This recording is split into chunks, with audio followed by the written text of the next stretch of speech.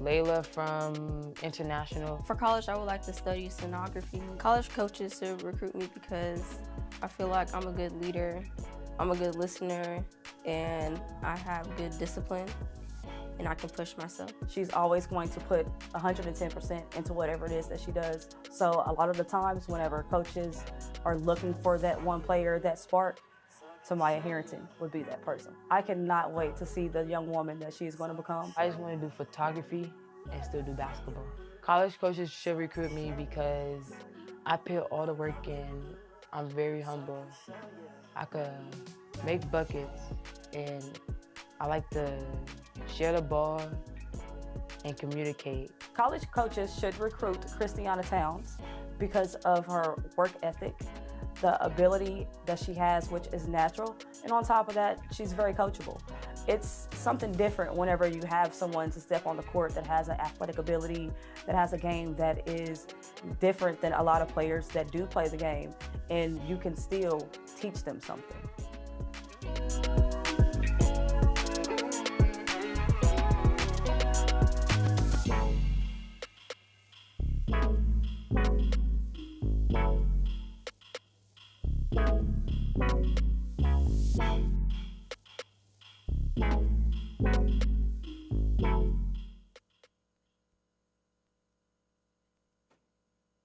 My name is William Stinchcombe, and I've been with Columbus City Schools for 23 years. My name is Mr. Dorsey Birdsong, and I'm a safety and security specialist. My name is Anita Roman, and I am a Columbus City Schools bus driver. My name is Sammy Gonzalez. I'm a food service manager currently at Briggs High School. I know that if I'm not there every day and on time, you know, that student may not have a ride to school. And that weighs on me heavily. And I take pride in knowing that my students can set their clock on me. I'm always, it takes a lot for me not to come to work. It's important to come to work every day, be on time, because we may be the only way that student gets to school. Seeing the kids years later and having them come up to me and say how thankful and grateful they were and happy that, I kept them safe in the district, and, that I can't retire or leave the district until their kids graduate. This was one of the best decisions I've made in my life. I didn't expect to live for this, but I love being part of the Columbus City School as a family. I just think because the building represents our districts, for me to see how clean the building is, I could take pride in my effort, and to put the cleaning and the organizing of the building, it just makes me feel a level of pride. Peaceful mind can accomplish a lot of things. And when a student is hungry, their mind is oftentimes on what the next meal is going to be. In an indirect way, we affect the students in the kitchen. They can accomplish what they have to in the classroom. And for them to accomplish that, oftentimes that's going to better their situation for themselves, their family, and their community. So in a sense, helping the student in an indirect manner with the food is something that I really enjoy. Columbus, Ohio has so much to offer our youth. The growth you can obtain from being a part of this district is huge. There is such diversity and learning experience happening throughout our K-12 buildings. I love to see the excitement in the kids' faces when they know they can start school the very next day. So it's exciting for the families. So I think it's very impactful because it gives them that first start to, learning and growing. I've been working with kids all my life. Coming here, meeting the students, the relationships that I've built over the years is just phenomenal. I'm seeing students, still see students to this day that thank me. Just, thanks for everything you've done. Thanks for helping provide a safe learning environment. Thank you for the talks, and they're really appreciative. The district provides training throughout the school year and a lot of information that's constantly updated, and it's always available to us. So that's very helpful in being able to, provide the best service to, our students and parents. The diversity in Columbus and inclusion, it's unlike any other place, really. There's so many different cultures and you come in contact with just on a daily basis, with our students and parents and teachers. I've really enjoyed the last few years working here at CCS. It's got great benefits, the people have been great, and I wouldn't change it for anything. I've had other job offers, but I've turned them down because I just really like the people, and I like working here. run to your computer and apply online. This is one of the greatest kept secrets in the school district, really. This is a great job. Just apply online, it's easy. We have, our training is excellent, and you know, we'll do everything we can to help you get through, and you won't regret it, I promise.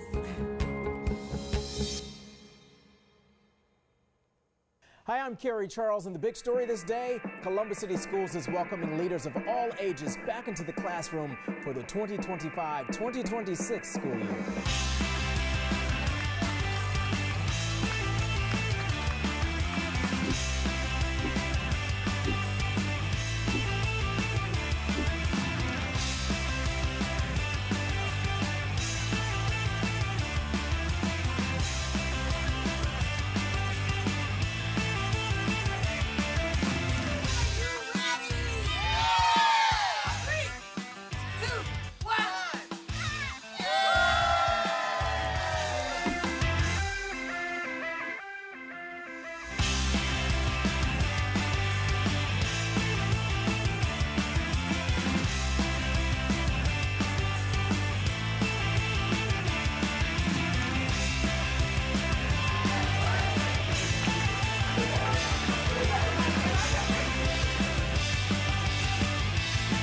Welcome back to the first day of school in Columbus City Schools.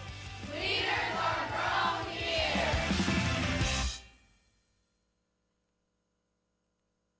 Yeah. Oh yeah. Oh yeah.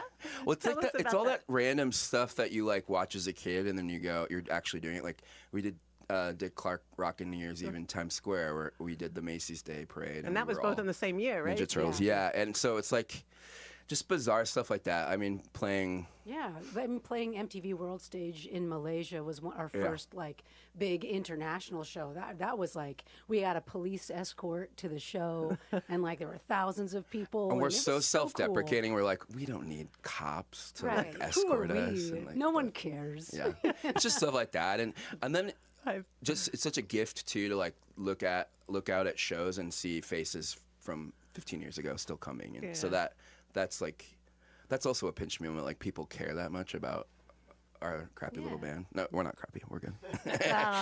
Our incredible band. Our incredible band. Well, we are so grateful that you're here today and took the time to do this for us and all of our listeners, and we love what you do. Yes. And congratulations on this latest album and all the success. Thank you so much for having us. You're welcome, and we'll do our final giveaway after this final song that they take us out with, and it is Neon Trees. What's this last one? We'll do Everybody Talks. All right.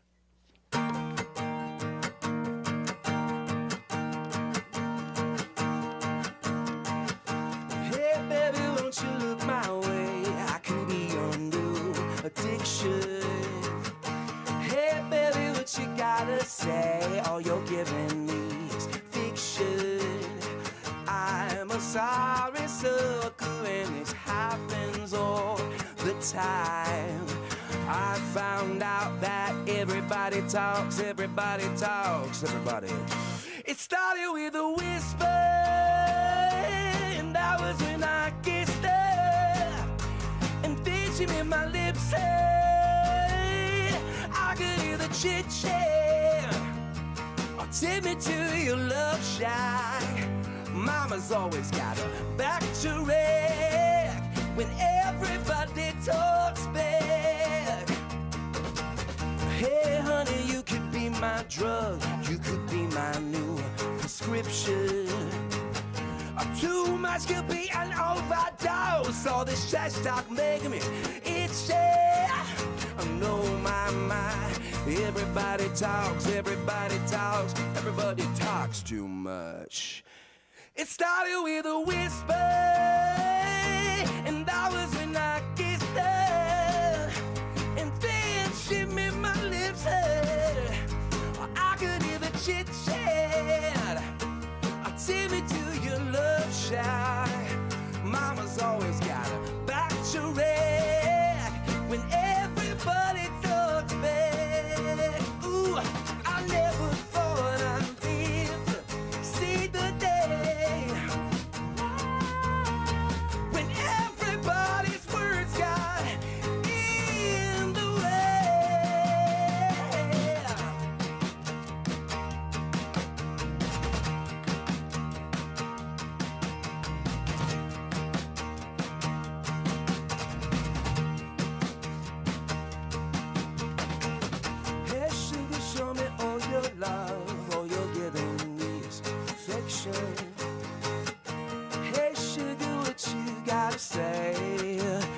started with a whisper,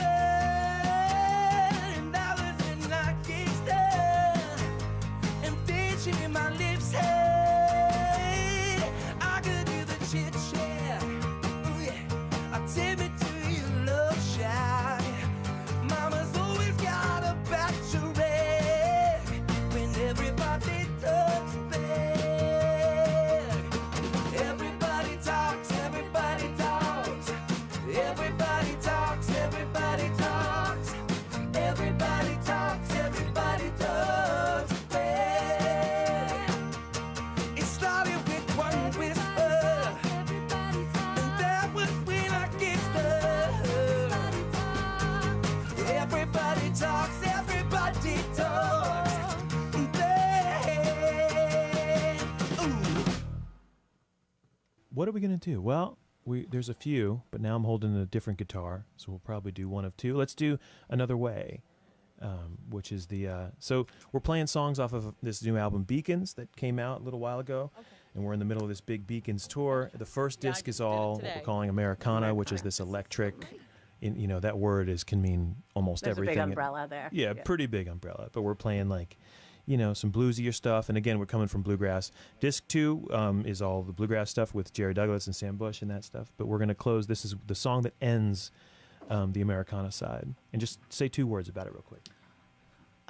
Well, for the last couple of years, Eric and I just kept talking to each other, and I think talking to everybody I know, and just this term, or this, we just kept saying these same words to each other, which is there's got to be another way for us all to live here on Earth and get along better. There's just got to be another way than what's happening right now, because it's just so awful for all of us. So many of us are in pain and hurting and divided. So this idea of there's got to be another way. So we wrote a song called Another Way, and we hope it touches you. All right. Thank you all. Thank you all Thanks very for much. having us. Thanks so much, guys. Sounds great. I'm going to count us all in. Here we go. 1, 2, 1, 2.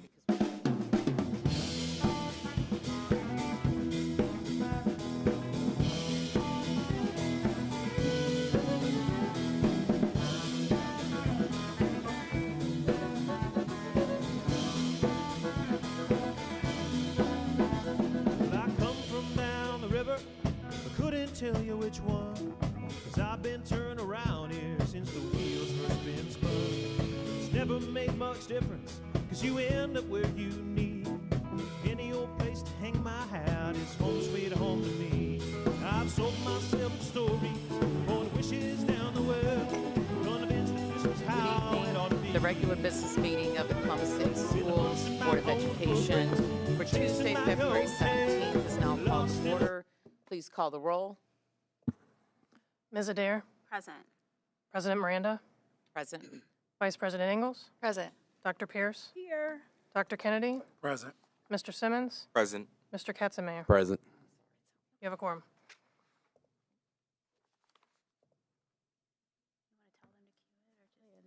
She could do it as part of her report. Your video. You want the video? Sure. Oh, we usually play that before. We're ready for the highlight video.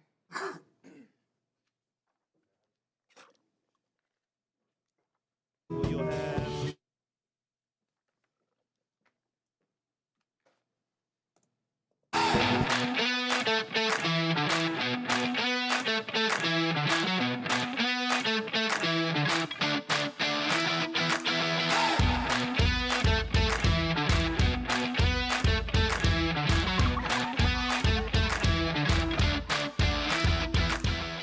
Greetings. Welcome to this week's highlights from across the district.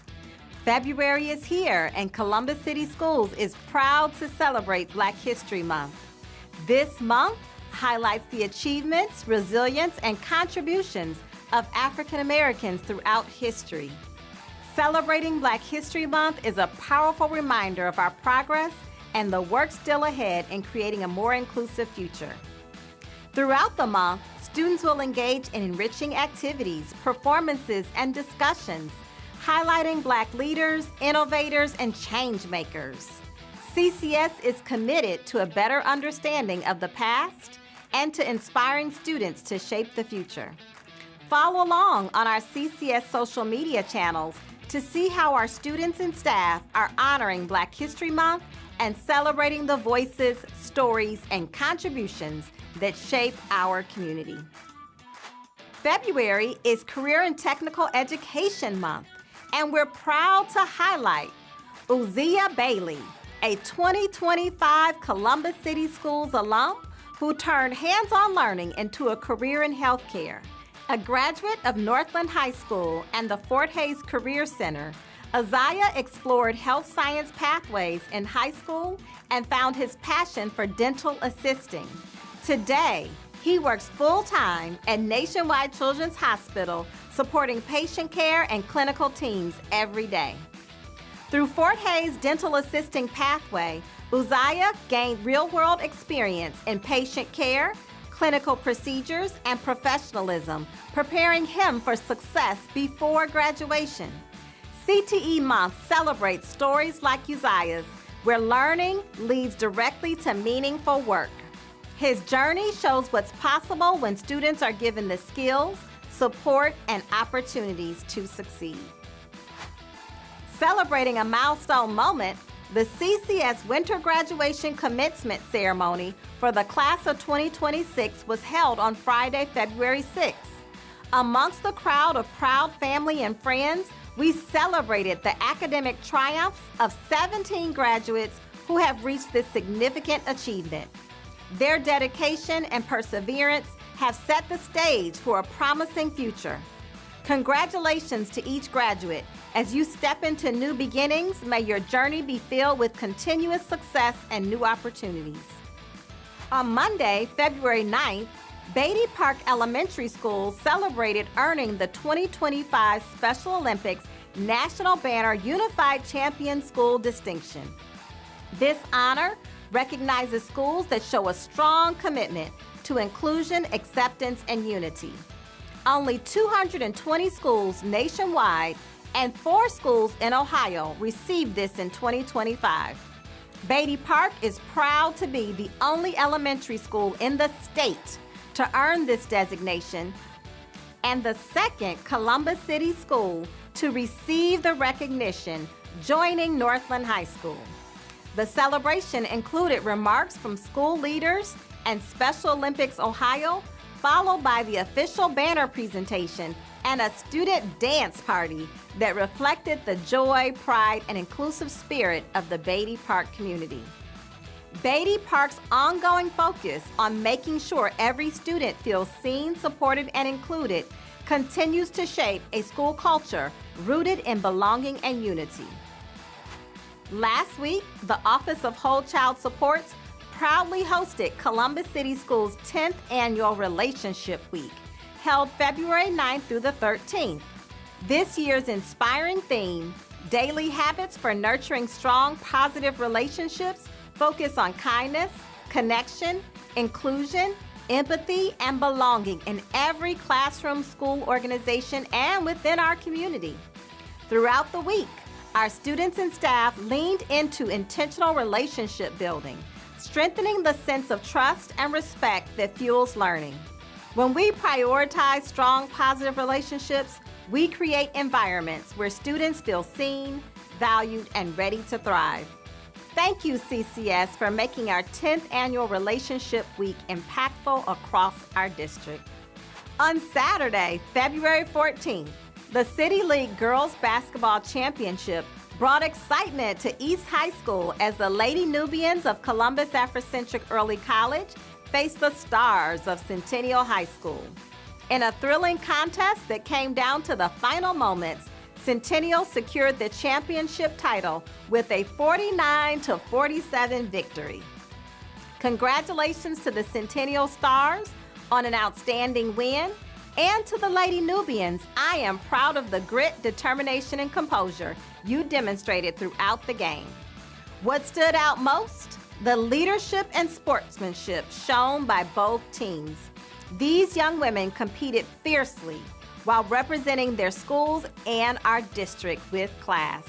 Well done to both programs on an unforgettable championship game. These have been your highlights from around the district for February 17th. Thank you so much for joining us. Dr. Chapman. And now please join me in saying the Pledge of Allegiance.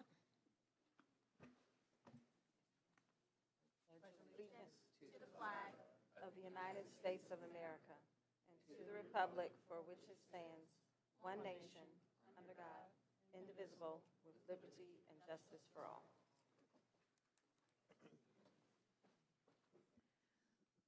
Whereas Ohio Revised Code 3313.23 requires the board, when the treasurer is absent from any meeting of the board, to choose one of their members to serve in this place pro tempore. And whereas Mr. Ryan Cook, treasurer, is absent from this meeting, now therefore be it resolved that board appoints Brandon Simmons to serve as treasurer pro tempore in the absence of the treasurer for the duration of this meeting and this meeting only. Now for the agenda. Is there a motion to adopt the agenda? Motion. Second. I think you actually have to have a second and then vote on the pro tem. Oh, I'm before you sorry. can move on. No worries. So we need a second. Do we have a second on the pro temp? Second. All those in favor? Aye. Aye. Aye. Without objection. Okay. We will now adopt the agenda. The agenda will have public comment, executive reports, board matters, public hearings, or notices of public hearings, consent agenda, and we will have an executive session after the meeting. Is there a motion to adopt the agenda? I did the motion. I got the motion. Second. Second. All those in favor? Aye. Any opposed? No objection. Okay. The motion carries. We will start with public comment, and the first one will be Janelle May.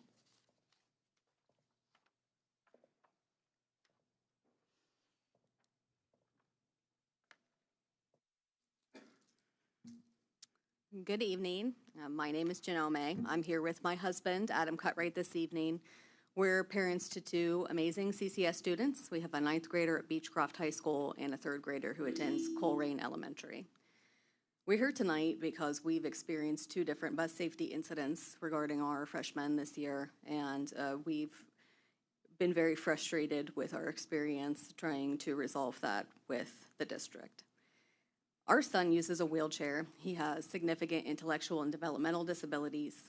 He is not able to reposition himself without assistance, and he cannot ask for help when he needs it. He depends on his caregivers to ensure his safety and his dignity. On September 4th of this past year, our son boarded the bus home. There was one other student, a driver, and an aide on the bus. Over the course of the next 35 minutes, he slid down in his wheelchair seat, was increasingly distressed, and made multiple attempts to reposition himself. At one point, his leg was on top of his wheelchair tray, so it was very obvious that he was in distress. By the time he arrived home, he had slid down so far that he was out of his wheelchair seat and his chest strap was under his chin at his neck. He was the only child on the bus at that time. When the bus pulled up to our house, the driver and aide waved frantically my husband onto the bus for his assistance. As you can imagine, we were absolutely horrified and, to be honest, furious. How could that possibly happen? And sadly, we're still asking that question 5.5 months later. In the immediate aftermath, our son's teachers, physical therapy, and special education reacted with the appropriate amount of horror and took some immediate steps to remedy the situation, including conducting some one-on-one training with my son's specific bus drivers and aides. We met with the team in person to discuss our concerns.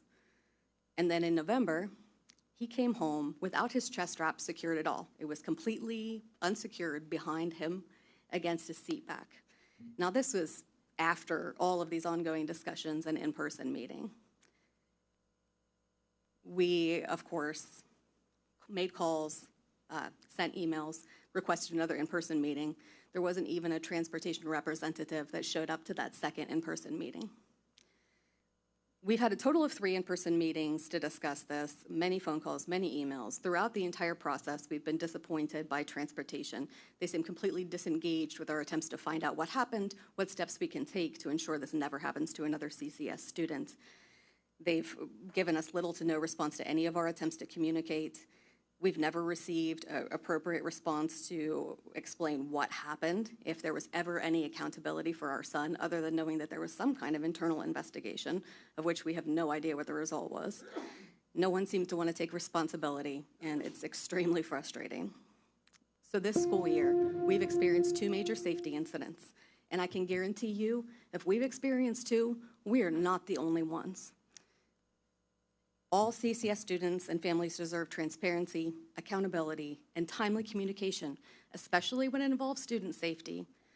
Columbus City Schools can and must do better than that. Thank you for your time. Thank you, Ms. May. Adam?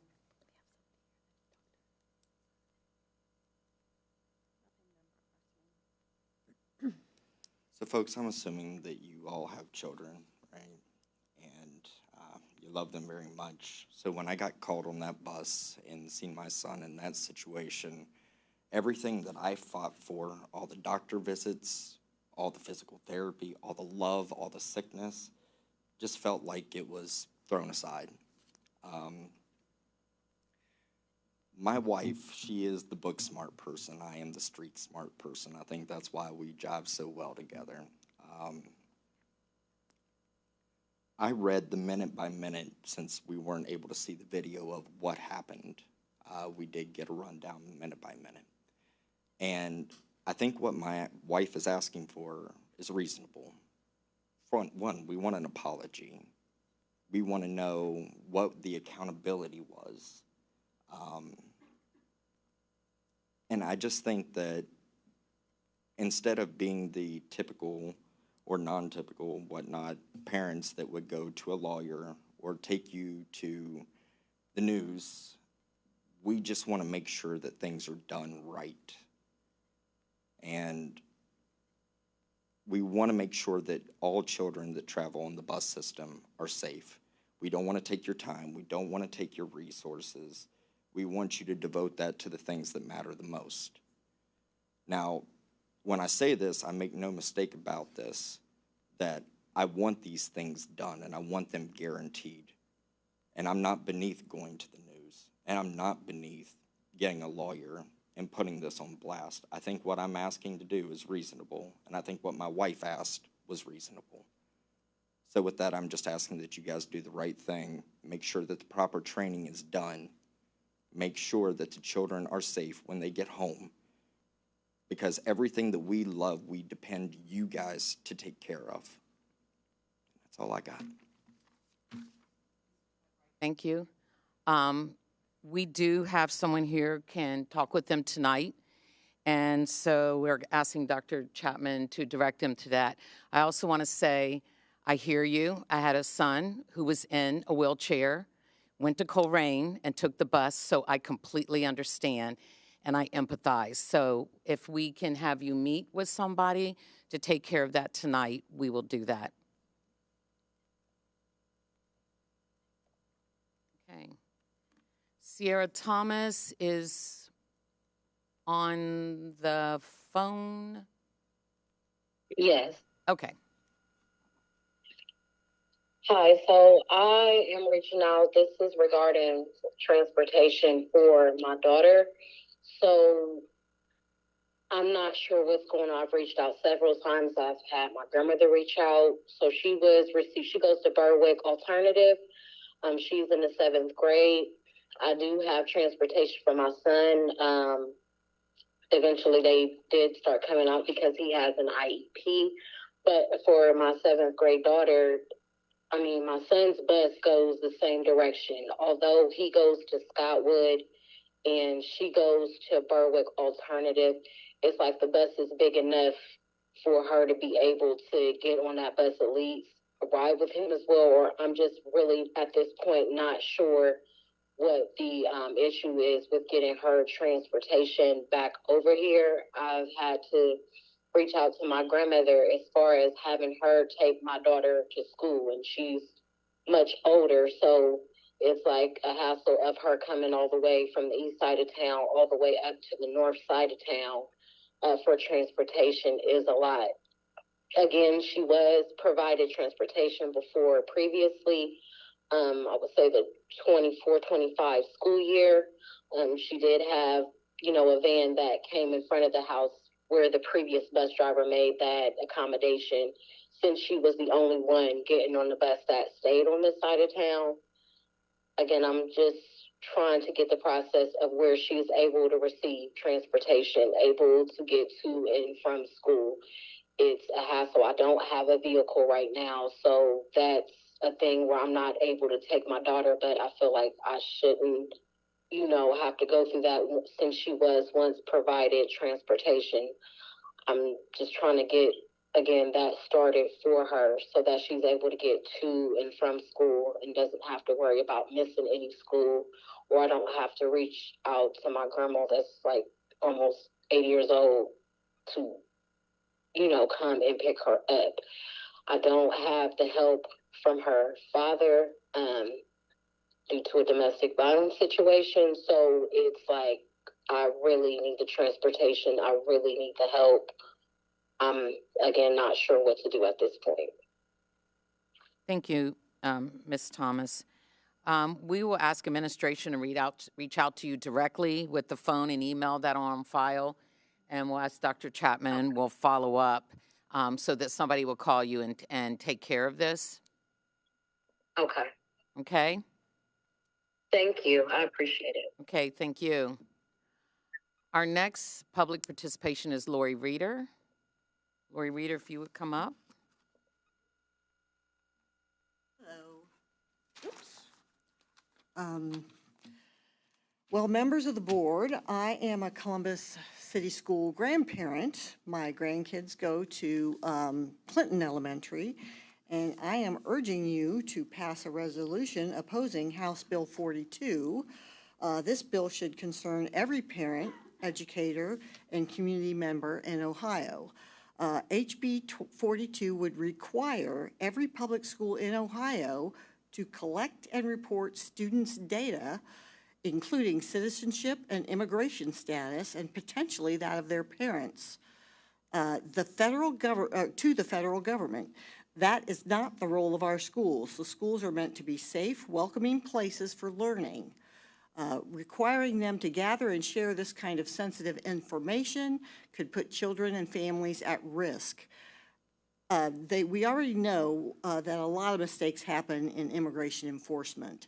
Legal residents and even U.S. citizens have been wrongly detained and assaulted. If families fear that enrolling their children in school could expose them to immigration action, they're just not going to send them to school. Children's education and mental health will suffer.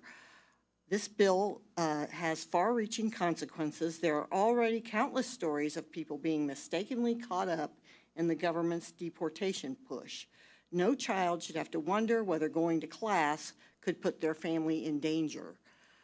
And no school district should be forced by state law to become a pipeline of information that could be used to harm the very students we're charged with protecting. I also want to raise serious concerns about Senate Bill 172. This bill has already passed the Ohio Senate and now sits in the Ohio House Public Safety Committee.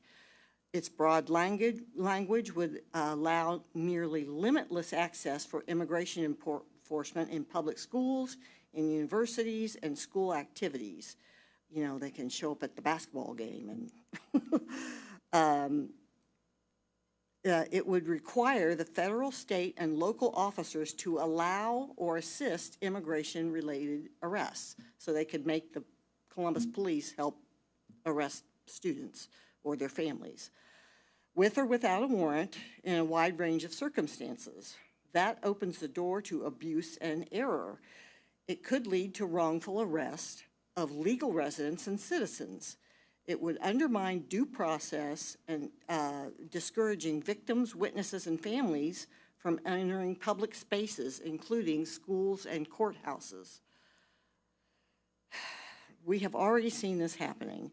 When students are afraid, they can't learn. When families are afraid, they disengage. And when trust is broken, it's hard to rebuild. I ask the board to stand firmly for student safety, equal access to education, and for the principle that our schools must remain places of learning, not enforcement. Please pass a resolution opposing HB 42 and speak out against policies that put our children at risk. I really don't want my grandkids to be sitting in class and have ICE agents come in and grab their classmates out. That's horrifying. So, among many other things. Thank you, Ms. Reeder. You're welcome.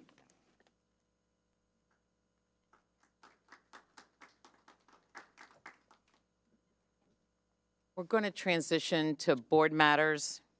And as we transition to the board monitoring section of our meeting, I would like to remind everyone that the board is utilizing a student outcomes focused governance model. We refer to this as SOFG. And SOFG goal monitoring is a conversation between the board and the superintendent that provides board members the opportunity to evaluate the alignment between the community's vision for student outcomes, which is the board's goals, and current student performance or growth. While goals and reality may not match perfectly, it only becomes problematic when there is no evidence of student growth. If students are not yet making progress, that is only problematic if the superintendent does not have sufficiently aggressive strategies to address those gaps.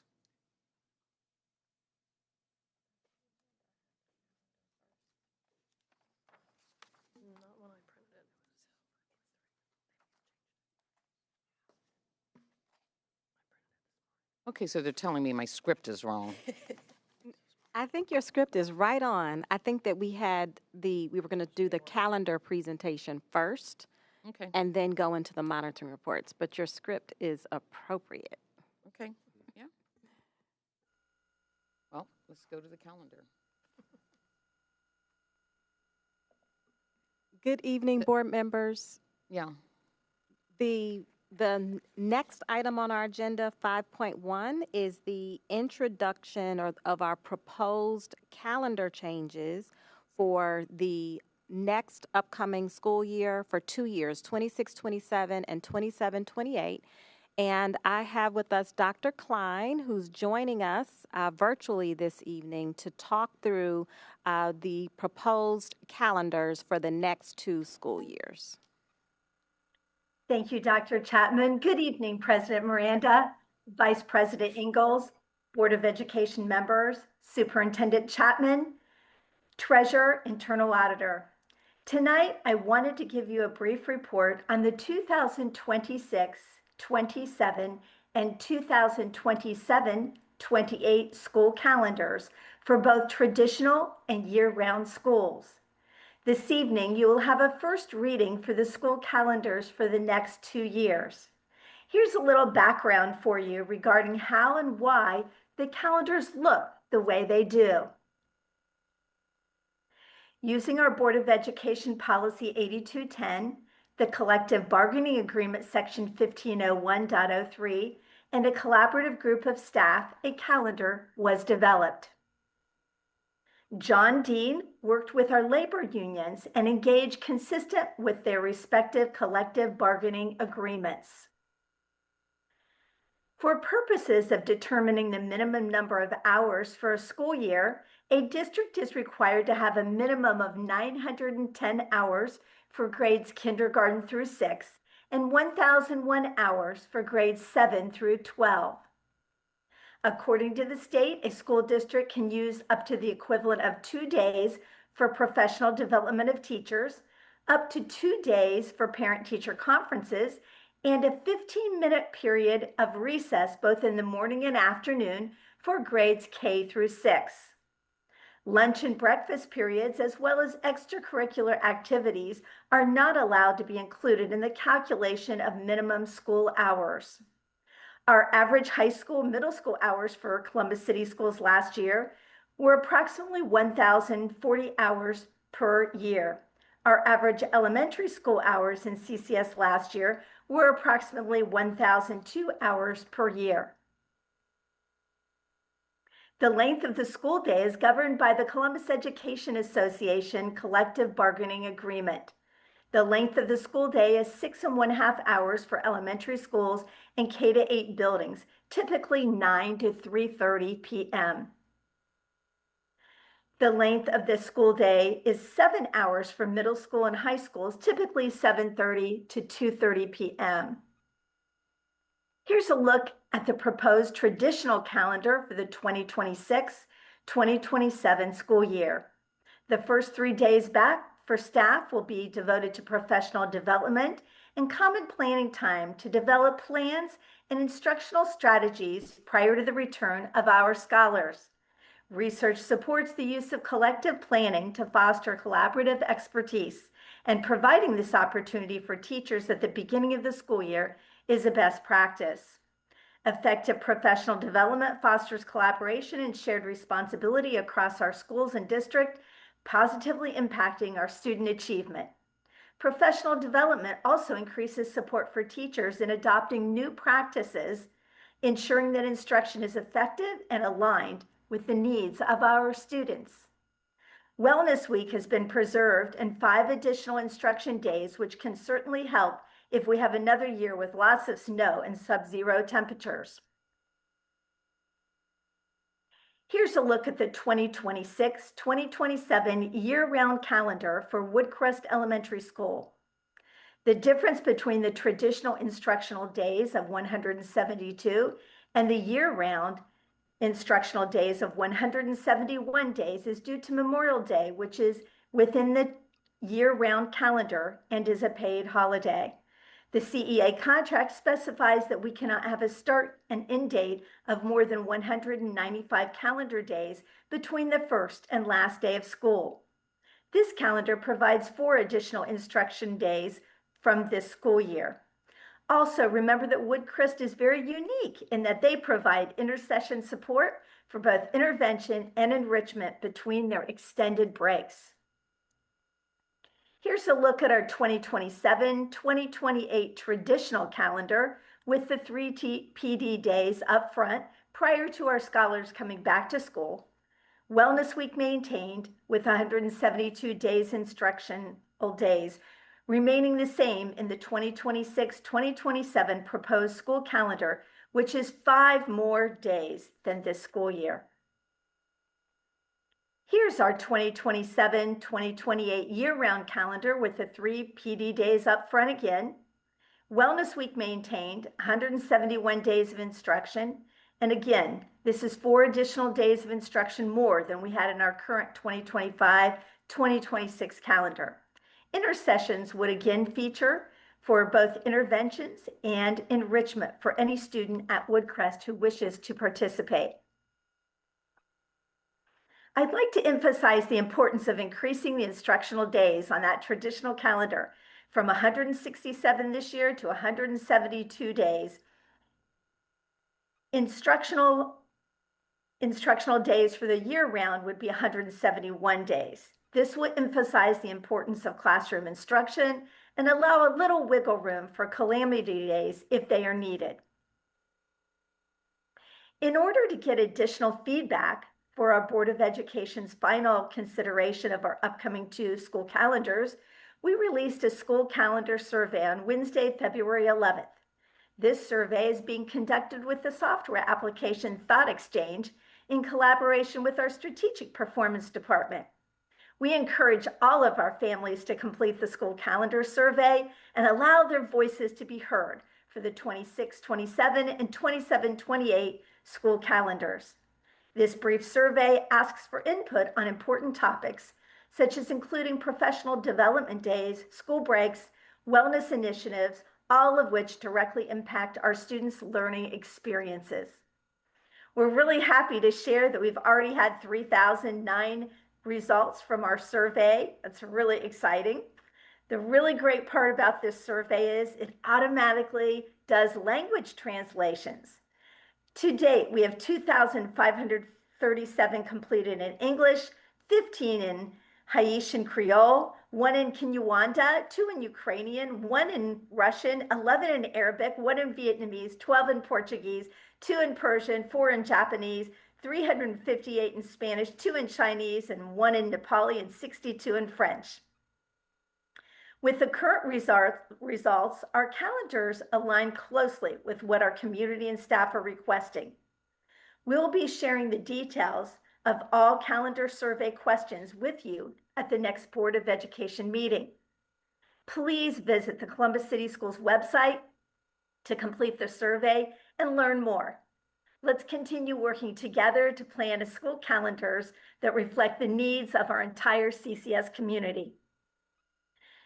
This concludes my presentation, and I would be happy to answer any questions. Thank you, Dr. Klein. Questions, Dr. Pierce? This isn't a question, but Dr. Klein, I just want to give you and the team kudos. I've seen all the family surveys that have gone out in the multiple modalities. I'm assuming that we've done that in multiple languages as well. Is that a correct assumption? I see you nodding your head. So awesome. Kudos. Thank you so much to you and the team, and we definitely appreciate that it's the 2-year calendar. Way to go, team. Other questions for Dr. Klein?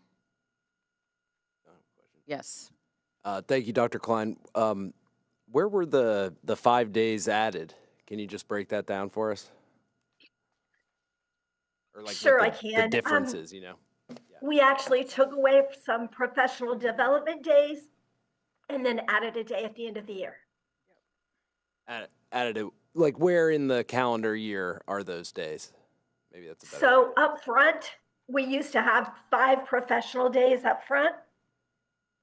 Okay. And so we've narrowed it down to 3. And so we gained some time there. We also gained some time at the end of the year. Thank you. So that means, I'm sorry, that just means 2 in August and 3 in... 3 additional. Okay. Correct. Great. So more instructional so we've time. Taken those professional development days, we've reduced them. Yeah, okay. Thank you. I was just wondering where in the calendar year they fall. Sure. Okay. Thank you. So more instructional time, and we hope we aren't off for a week next year because of snow. But if we are, we'll have a cushion. Yes. So that'll be good. Yes. Thank you. Thank you, Dr. Klein, and ditto to that, Dr. Thank Miranda. This is a win for our students in gaining more instructional time on task. As we know, when we think about academic improvement, academic achievements, the X factor is always time on task, time in the classroom, so that our students have more opportunity and access to all the resources and lessons that our educators are planning for them. And just want to note that this is the first reading for the calendar. So there's no action needed on the board's part this evening.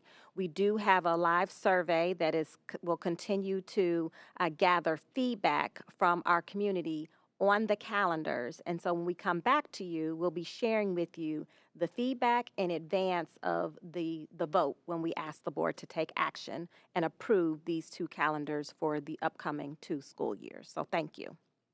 Thank you. All right.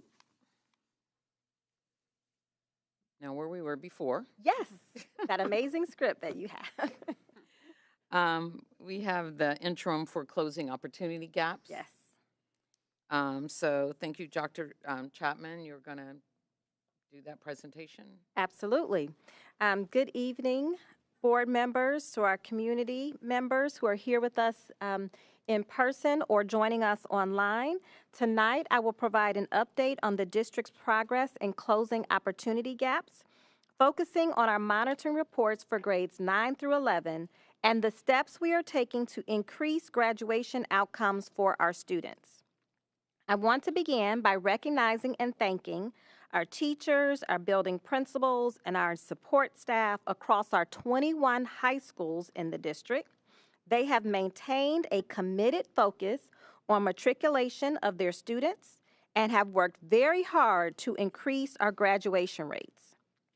Their ongoing dedication continues to support meaningful academic growth and lays the foundation for student success long after they leave us as they embark on their future in college, careers, and entrepreneurship. Tonight, we will provide a comprehensive update on closing opportunity gaps across the district.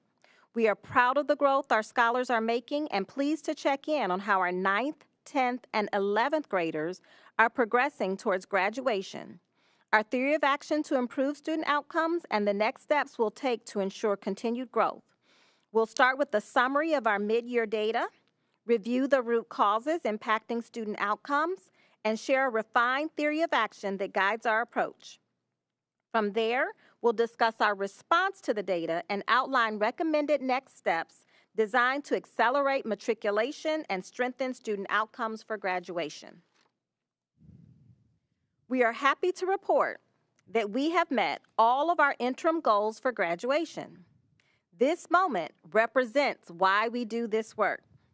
Graduating our students is the ultimate goal of our schools, and it reflects the collective effort of so many dedicated professionals who support students every step of the way.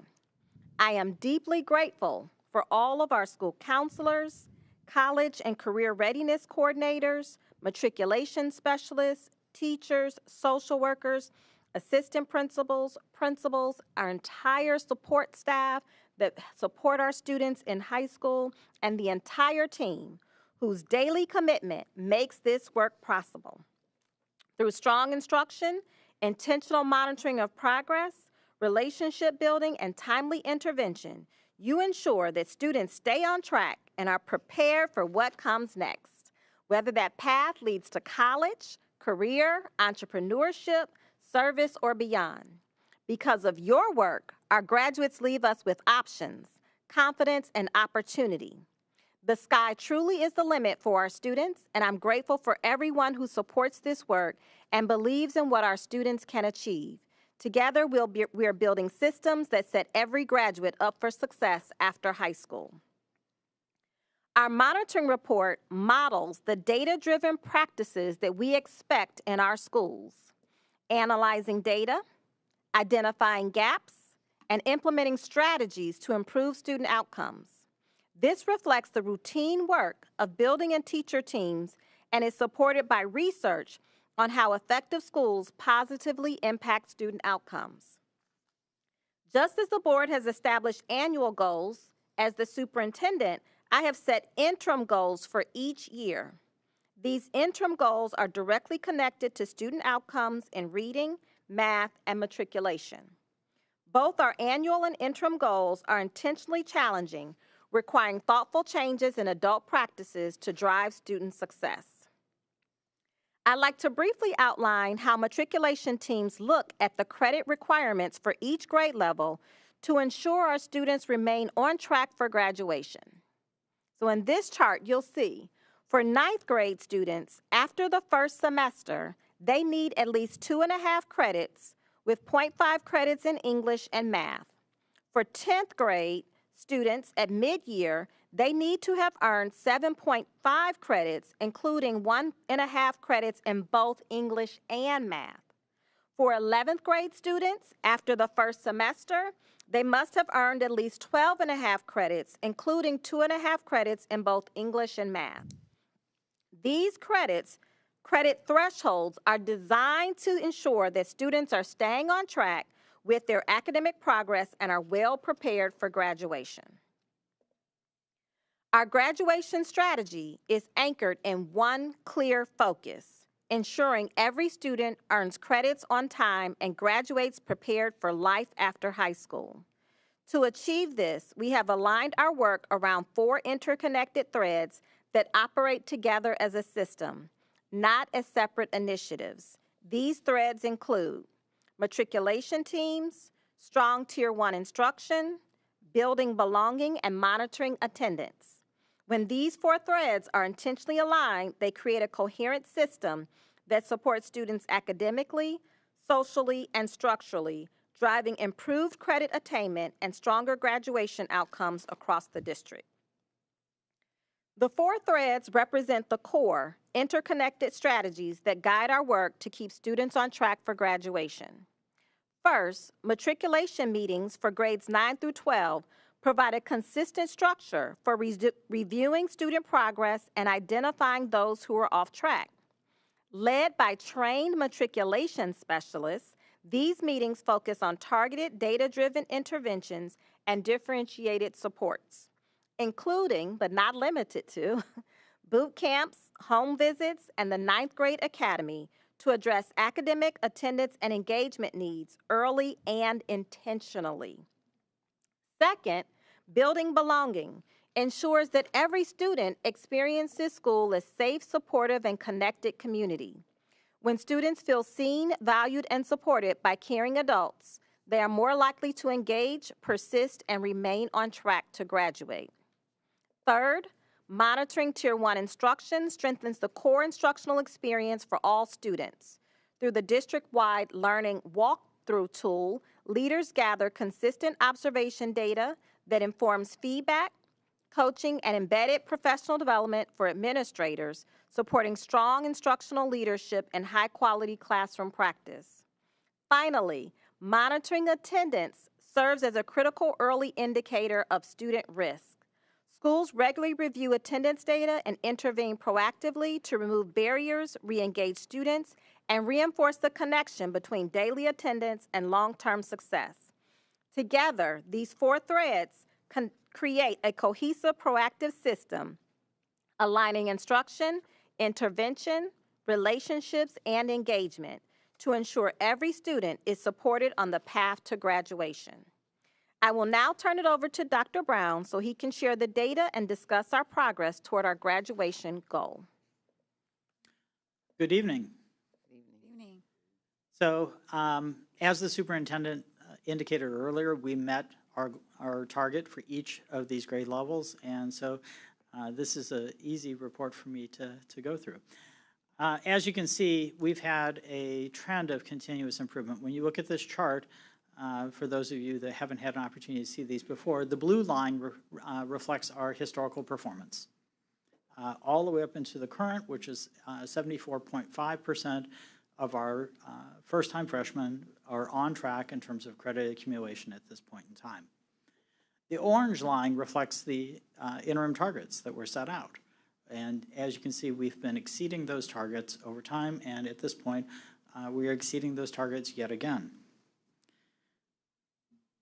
Historically, we have looked at student groups and how that's broken out in terms of, that performance is broken out in terms of race and in terms of service provision for our students.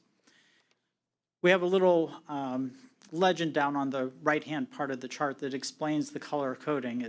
The color coding is meant to make it a little easier just sort of visually see where each student group is performing relative to the interim target. While the goal for the interim goal for the system is a whole group goal, it's the whole cohort, we do monitor the progress of all our student groups. And when you look at this, light blue reflects student groups that have exceeded that target. And exceeding means that they're greater than 102% of the current goal. Groups that are in the darker green have met the target. They fall someplace between 98 and 102% of the target, and then it staggers downward in terms of the colors there. So when you look at this, you can see that the majority of the student groups met or exceeded the goal in 9th grade, and the only exception there being homeless students, and of course we know homeless students face a lot of challenges, and at the state level and a national level often are not performing at the same level as other student groups.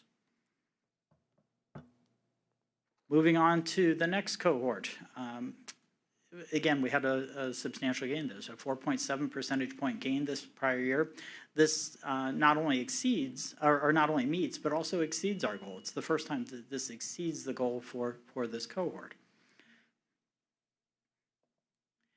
And again, when we break this out and we look at it by student groups, we see that, again, the gains were shared by most student groups.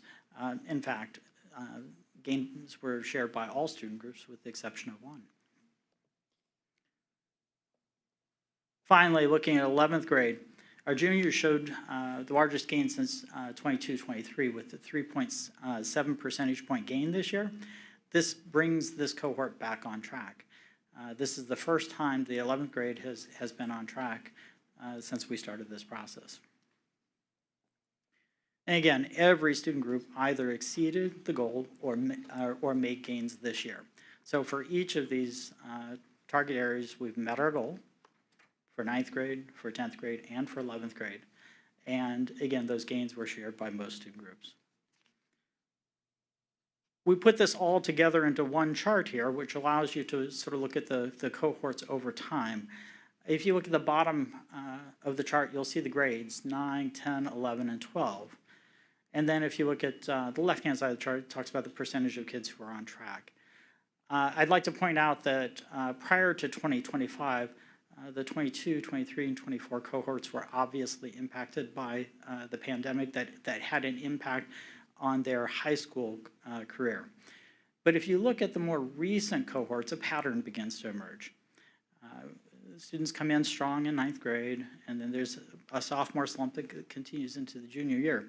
But I'd like to point out the 11th grade window there.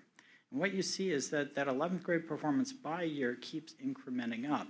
So we're beginning to, again, whittle away at that sophomore and junior year slump, which means that the gap that needs to be closed to meet our goal for graduation is smaller every year, and more students have the opportunity to take advantage of, again, those post-secondary training opportunities, et cetera, that exist in our schools because they're not doing remediation.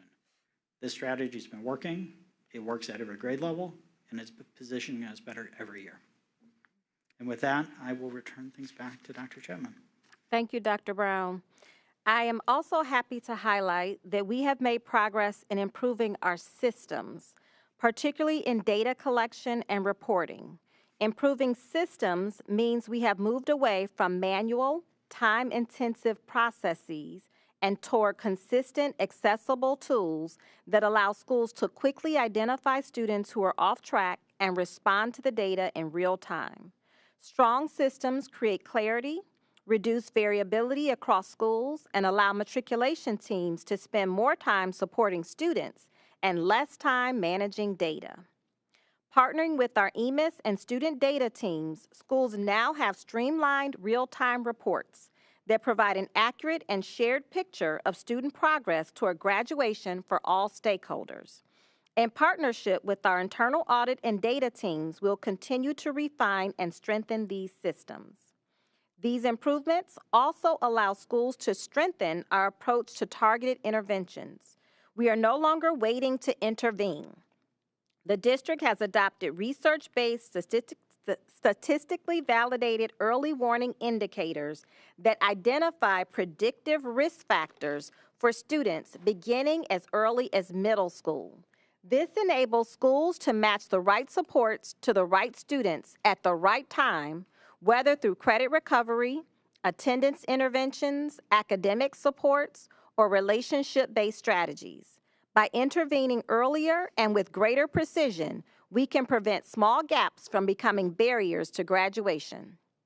We are proud of this cross-department collaboration that has created a more unified and coherent approach to training and development, from department chairs and school counselors to principals and assistant principals, ensuring every member of the system understands their role in supporting our graduation goals. Together, improved systems and targeted interventions ensure our work is proactive, coordinated, and focused on keeping every student on track to graduate, prepared for college, careers, entrepreneurship, and life beyond high school.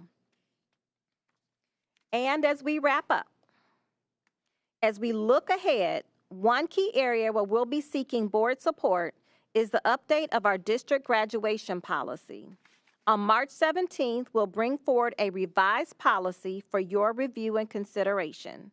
Our current graduation policy has not been updated in over 5 years, and recent changes to state graduation requirements make it essential that our local policy is aligned, current, and clearly supports student success. Updating this policy will allow us to remove barriers, increase clarity for students and families, and ensure our expectations and systems reflect both state requirements and the needs of our learners. Most importantly, it will help us uphold our shared commitment that every student in CCS has a clear pathway and a bright future ahead. Thank you for the opportunity to share our progress tonight on our interim goals for matriculation and closing the opportunity gaps. And at this time, we'll entertain any questions that you have. So thank you, Dr. Chapman. Before we take questions, I just want to remind everyone that monitoring is about understanding the extent to which reality matches our adopted goals, or in this case, the superintendent's interim goals. We will not be offering advice or recommendations. We monitor to better understand where we are and how we got here. The board's attention will be focused on what's true for students, not on what adults are or aren't doing. So we may ask monitoring questions, not managing questions. So with that, I'll open the floor to see if anybody has questions for Dr. Chapman or Dr. Brown. Board Member Katzenmeier. Sure. Thank you, Dr. Brown and Dr. Chapman. This seems to be pretty incredible progress. Would you say this is the best one of these interim reports that you've seen during your time here? Yeah, it's pretty incredible, and I feel like we should be talking about it a lot. So thank you. I see Mike Brown left the room, but that was directed at him. Thank you. Thanks. Any other questions? I have a question. Yes, Board Member Dr. Kennedy. Thank you. Thank you, Dr. Brown, Dr. Chapman. And these, to Board Member Katzenmeier's point, these are encouraging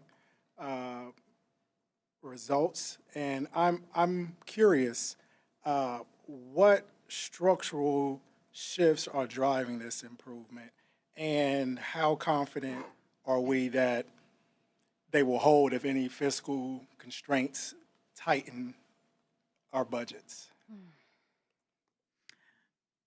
So first and foremost, Dr. Chapman mentioned this. We've built data systems to support this. So at one point in time, our schools would have been required to go to several different places to cobble this data together. And, frankly, the state's graduation model is far from simple. And so there are lots of pieces of that come together, and bringing them all into one space certainly has made it easier for our counselors and our administrators to be able to do that supportive work that we're talking about. That will continue. That's built. That's in place. And I'm sure Dr. Chapman will be happy to speak to some of the other pieces of this as well. Dr. Kennedy, thank you for that question. I think that this is top of mind for us as we move forward in this work. Over the last 5 years, we had an opportunity to build a very strong school-based team that was supporting our high schools. We think about our principal supervision model, our principal coaching model. We know that we're making some changes to that. When we think about the supports that we have been able to allocate to our high schools so that they could keep the focus on the main thing, I would say that every support and resource counts. Every support and resource matters. And so we, are leaning on the fact that we've built a lot of internal capacity over the last couple of years, as well as the infrastructure to ensure that we have the resources and the tools and the time allocated to make sure that we're not waiting to intervene when we recognize that a student is off track. But also, it means that is time-intensive work. And so I just want to call out and name that the work that our high school teams are doing, this isn't about sending an email or pressing a button. This isn't technical work. This is very adaptive work. It means that you have to know who your students are. You have to know what their challenges are. You have to know what their successes are. And you have to know how to build on that and close those gaps. So they have to know what's the best way to reach their students, what's the best way to engage with them. And so it is very time intensive, it is hands-on, and it is very targeted to support our students, because every student's journey is not the same. Every student's journey is different. And so as we're thinking about the successes that we've had, we're also very mindful in thinking about how we continue to accelerate student progress when we have fewer resources, whether that's on the non-personnel side or the personnel side. We have identified what the winning strategy or the secret sauce looks like. The onus is on us is to continue to focus on that and lift that up, even when we have financial constraints in times like these. And so that is not easy, but that is the work, and that's the task before us. Thank you. Board Member Adair. To that point, when I had my one-on-one with you, I asked the team if you could quantify a return on investment for a matriculation team. What is the cost of the team? Because there are numerous people on these teams in a lot of different professional roles, and they do this in addition to the things that they do on a daily basis, right? So this is additional, and we know this is working. And so I don't know if you were able to gather that. I know our treasurer is not here today, but it's something that we have to keep talking about, as you just were mentioning, because we need to invest in the strategies that are working, and this is working. It is. But this isn't just a program. This is a group of people who are in different professions, who are doing different things because every student has an individual and different need. So I didn't know if you were able to share that at this time, if there was a quantifiable return on investment for a standard matriculation team. So I don't have that, because when we think about the roles of all of the various professionals that come together to support this strategy, their primary job, if you're an attendance specialist, is to support attendance. Our school counselors, they have a primary job description. This is a piece of it. The magic happens when all of these professionals come together. They are all subject matter experts. They bring their expertise together and collaborate in a way that lifts up the entire school community, the needs of our students. It's when the school counselor is flagging for the attendance specialist that we have an issue with that attendance needs to be addressed. It's when the assistant principal has that conversation with a parent and says, oh, I need to take this to the matriculation team that's meeting because now I understand why our student has been absent or isn't engaged. Perhaps there's something going on at home. That's where to me, I see the magic happening. And so while there are lots of professionals that support this work in the team, they support that work. The magic happens when that collaboration comes together, because they're all subject matter experts and work with students through different lenses and bring different experiences to the role. But we get to harness the power of all their experience, their relationships that they have, the expertise that they have when they come together to support our students when we're thinking about matriculation. And again, that is a shift from how we have supported this work in the past. In the past, we have looked at this work in silos in a lot of ways, and it was very inconsistent from building to building.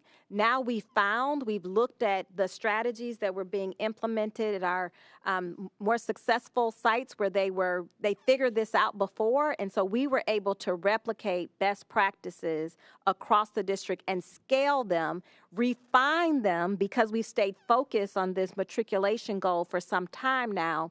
Now we are experiencing the benefit of the clear, consistent systems, clear, consistent expectations, and our students are winning.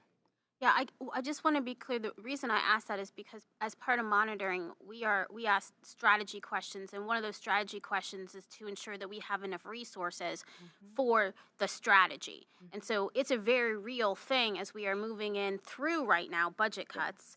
And potential budget cuts in the future, that if this strategy is working, I think we really need to put some quantifiable numbers around it so we can understand it as a board, as a strategy.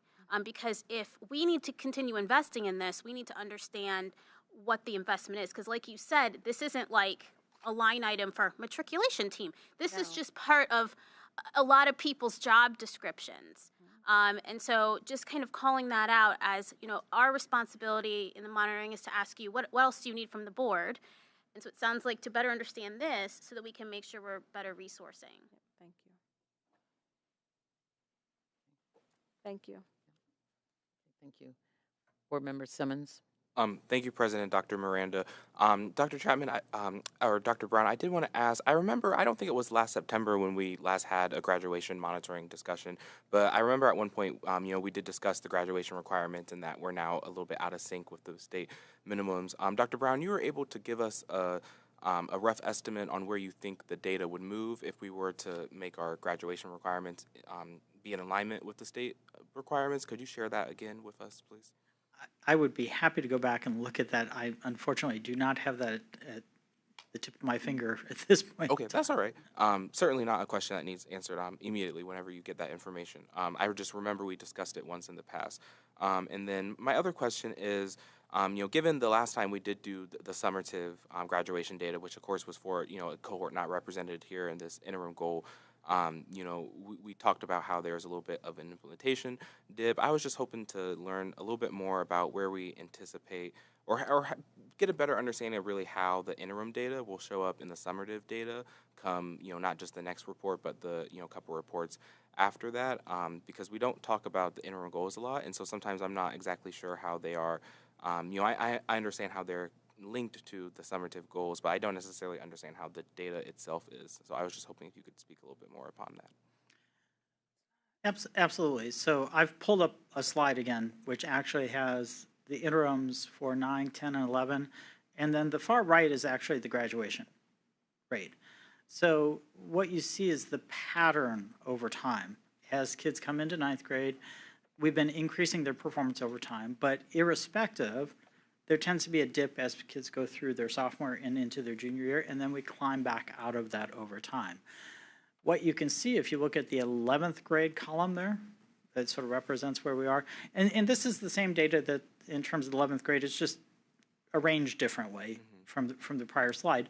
You'll see the most recent cohort is very close to 60% there.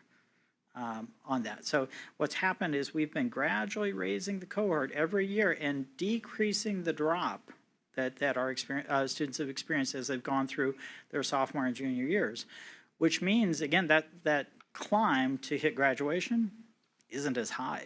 Okay. So we're actually much better positioned both with the prior cohort, which is the purple line there for 26. Those will be our seniors this year.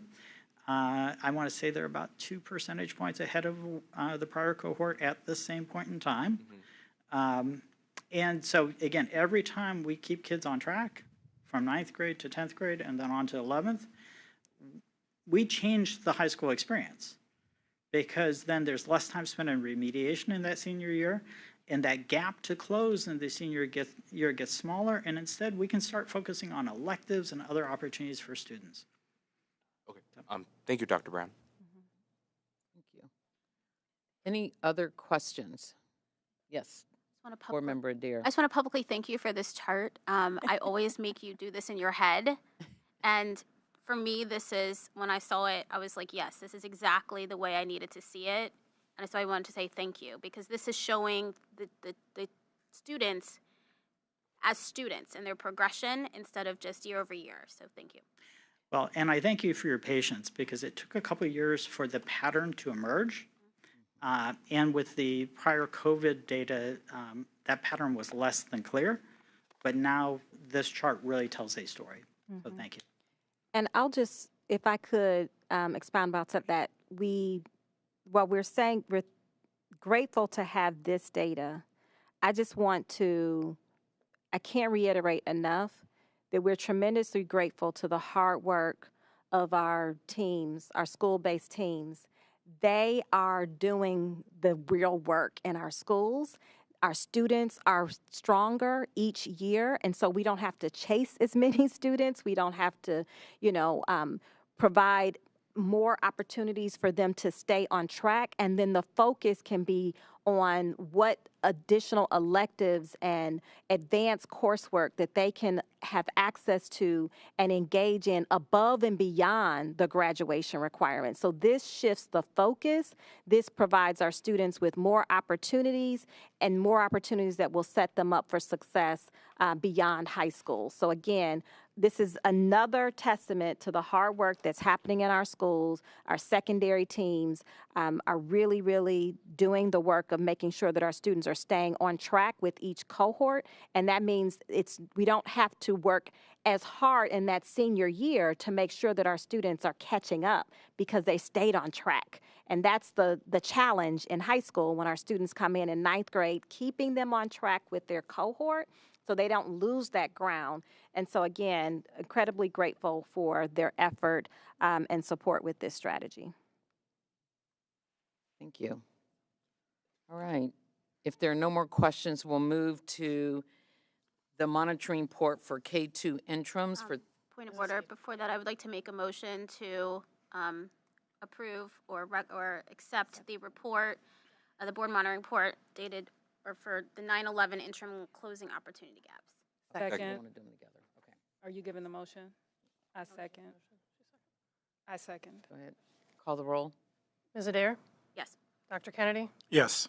Vice President Ingles? Yes. Dr. Pierce? Yes. Mr. Katzenmeier? Yes.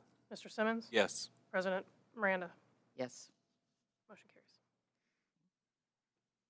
The board monitoring for K2 interims for third grade reading. Yes, good evening again. Tonight is a little bit unusual that we have two monitoring reports on the same agenda. So our second report for this evening will review and discuss the K2 interim goals monitoring report. Tonight, we'll discuss the K2 progress and our steps we're taking to strengthen reading outcomes for our students. I want to begin by recognizing and thanking all of our school-based teams, our elementary teachers and support staff, our building principals across our 78 elementary schools. For more than 5 years, they have maintained a committed focus on the science of reading. Dr. Brown and I will provide a comprehensive update on our early literacy data across the district. We'll start with the summary and shout-outs of our mid-year iReady data and discuss our intentional focus on responding to the data. From there, we'll discuss our plans to implement, monitor, and support the work in order to accelerate literacy growth and strengthen student achievement in grades K through 2. As we discussed in our matriculation report, the board has established annual goals. As superintendent, I have set interim goals directly connected to student outcomes in reading, math, and matriculation.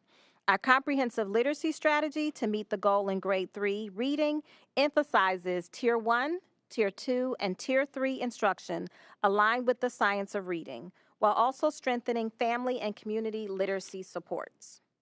Because the board has set our reading goal at 3rd grade, I've established interim goals in kindergarten, 1st, and 2nd grades to ensure we are on track to meet that goal.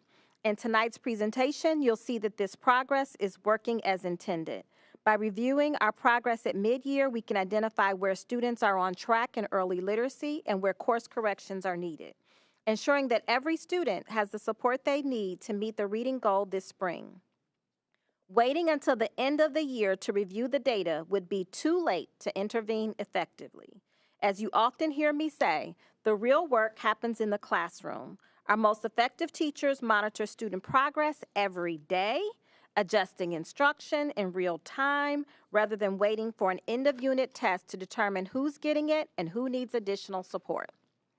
Mid-year outcomes do not yet fully reflect end-of-year goals. However, this is only problematic if intentional strategies to celebrate learning are not being implemented. As we examine reading data for grades K through 2, I want to remind everyone that tonight at the board table, we are leading by example.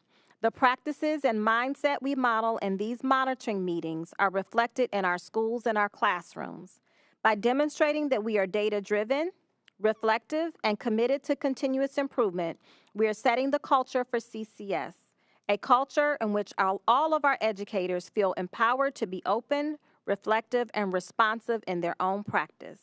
Now we'll turn it over to Dr. Brown, who will share our early literacy data for grades K, 1, and 2. Good evening again.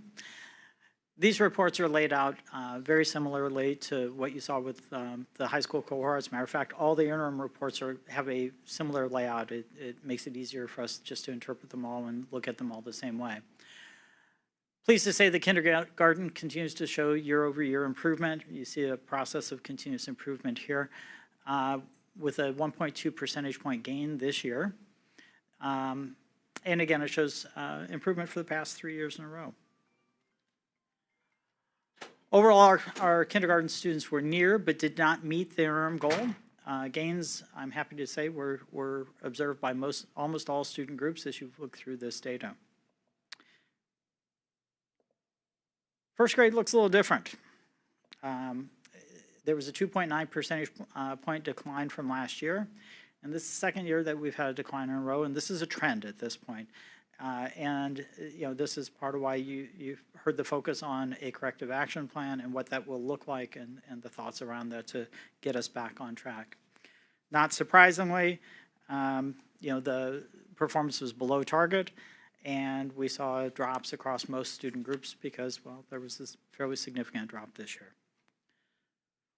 Looking on to second grade, I'm glad to say that our second graders were able to demonstrate a little bit of gain this year. It is the second highest performance post-pandemic. That being said, while it's near, it did not meet the goal either. Again, most there's a mix here in terms of our student groups in terms of their performance, a little bit up and a little bit down across the board. Again, this is part of why we are focusing on what we're going to do to make a difference with that.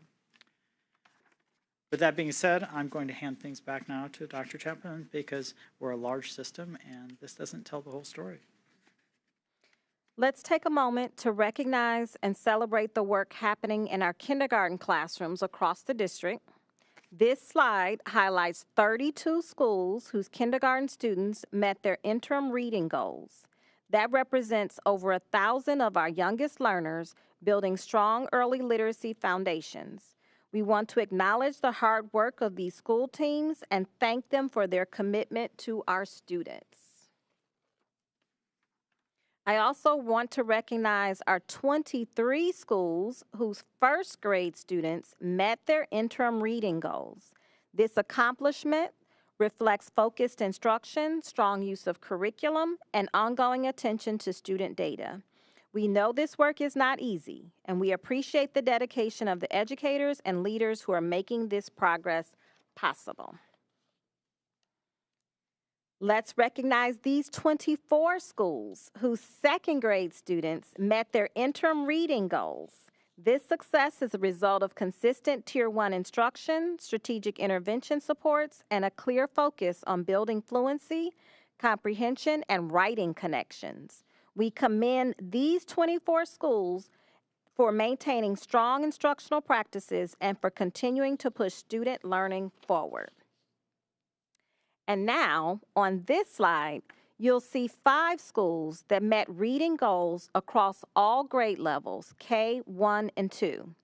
I want to be clear, this is not about highlighting a select few as exceptions. Instead, this reflects what is possible when strong, consistent literacy practices are in place every day. Across these schools, we see the following core conditions: strong Tier 1 literacy instruction that is protected and implemented with fidelity using our adopted curricular resources, instructional leadership through regular learning walks and timely, actionable feedback. Teachers are using data consistently, not just to report progress, but to adjust instruction and respond to students' needs in real time. And importantly, there is strong collaboration among teachers around student work, pacing, and instructional strategies. What this tells us is that the work we are asking schools to do is working when it's implemented consistently. These outcomes are not driven by one program or one individual. They are the result of aligned leadership, clear expectations, and shared responsibility for student learning. While today we acknowledge the progress reflected here, our responsibility remains ensuring that every school has the support needed to achieve these outcomes. Our focus moving forward is to continue to learn from what's working, scale effective practices, and continuing strengthening instruction across the district so that all students meet and/or exceed their literacy goals. We want to begin by acknowledging what this data is telling us. Our Ready Trend data show that kindergarten and grade 2 reading outcomes are trending upward, while grade 1 reading achievement and growth have trended downward. This is occurring despite strong curricular adoption and implementation efforts in the early grades. Classroom observations and staff feedback confirm that while many foundational components are in place, Instructional consistency, pacing, and differentiation are not yet producing the intended results for all learners. I want to talk specifically about first grade and what I have learned from teachers as I have visited first grade classrooms and spoken with first grade teachers. First grade students take their middle of the year assessment independently on a Chromebook. This is a different structure from when the test is read to students in kindergarten. First grade teachers have explained that while students are able to demonstrate skills in isolation during the phonics instruction, they're not seeing all students transfer those skills to reading passages of text independently. I also see wide variability in student skill levels, ranging from letter recognition to early text reading, which creates challenges for whole group pacing. Teachers talk about the challenges of balancing curriculum pacing with student need for additional practice, particularly for students with unfinished learning and foundational skills. Therefore, we are making adjustments based on our learning, which I will now discuss. For first grade learners, the district has strengthened the literacy block to intentionally increase students' daily access to connected grade level text, a core expectation of Ohio's 2025 plan to raise literacy. Research and classroom evidence show that students build fluency, comprehension, and confidence when foundational skills are applied in meaningful reading experiences with teacher support. Within the K-2 literacy block, all instructional components remain essential. However, district data indicate the greatest leverage for accelerating growth occurs during the 45-minute small group instruction block, which you see circled here. This time allows teachers to deliver explicit, targeted instruction aligned to grade level standards, respond quickly to student data, and ensure students apply phonics and decoding skills within authentic text. By prioritizing this block, teachers provide differentiated support without lowering rigor, reinforce structured literacy practices, and strengthen alignment between Tier 1 instruction and Tier 2 and Tier 3 supports. This approach increases instructional coherence, reduces fragmentation, and accelerates early literacy outcomes. Each day, students participate in whole group, small group, and individualized instruction. In response to mid-year literacy data, we are implementing a focused first grade reading action plan that prioritizes daily small group reading within the literacy block. First grade is a pivotal year as students transition from learning foundational skills to applying them in authentic reading. Typically, we reserve 30 minutes a day for small group instruction. We are increasing this time to a minimum of 45 minutes per day, adding 960 minutes or 16 hours of scaffolded support starting today, tomorrow, February 18th through the end of the school year. The plan emphasizes daily small group instruction where students read meaningful text with the teacher support to strengthen comprehension, vocabulary, and fluency while accelerating the application of phonics skills. This structure increases active reading time and allows teachers to provide immediate responsive feedback, both critical drivers of growth. Grade level expectations remain central. Instructional scaffolds increase access to complex text without lowering rigor, ensuring every first grader reads daily with targeted support and a clear pathway to grade level success. Our first grade reading action plan prioritized daily small group instruction as a key lever for improving early literacy outcomes. This shift allows teachers to go deeper in instruction by ensuring students are actively reading meaningful text, not just practicing isolated skills while teachers respond in the moment. Small group instruction increases purposeful reading time, builds background knowledge, and supports the application of foundational skills with immediate targeted feedback. Importantly, it maintains high expectations by providing appropriate scaffolds without lowering rigor, strengthening the quality of instruction, and setting first graders up for long-term reading success. In addition to the first grade reading action plan, the district is reinforcing a daily protected 30-minute intervention block in all elementary classrooms to provide timely, targeted literacy support. This block delivers explicit instruction in phonemic awareness and decoding for students needing support beyond Tier 1. Students are flexibly grouped using assessment data with progress monitoring every 2 to 3 weeks to adjust instruction. Tier 2 interventions are intentionally aligned to Tier 1 core instruction, ensuring consistent routines and language, while students with the greatest needs receive intensified support and coordinated whole child services as needed. To ensure that instructional improvements translate into measurable gains for students, the district is pairing implementation with intentional monitoring. This work focuses on aligning professional learning for both teachers and principals while using common tools to assess progress and consistency across classrooms and schools. First, the district is making targeted shifts to teacher professional learning. Professional development is being refined to focus on high-impact instructional practices that directly address student needs, particularly in early literacy. Training emphasizes explicit instruction, effective small group practices, and alignment to adopted curriculum, ensuring that teachers are supported with practical strategies they can implement immediately in classrooms. Second, these shifts are also being made to principal professional learning. We know that our school leaders play a critical role in sustaining instructional improvement, and professional learning is being adjusted to strengthen their ability to monitor instruction, provide meaningful feedback, and support consistent implementation across classrooms. Together, these actions ensure that changes are sustained and monitored over time. By aligning our teacher and principal professional learning and using consistent observation tools, we are strengthening accountability, improving our instructional coherence, and ensuring that system-wide efforts lead to improved outcomes for students. And as we close, I want to talk a little bit more about what our teachers are telling us about the changing needs of our students. Over the past month, members of the academic service team have completed multiple observations of the first grade ELA block and spoken directly to some of our amazing teachers to get their insight.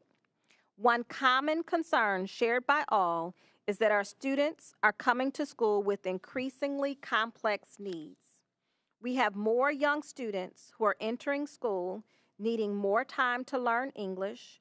We have students with significant developmental needs.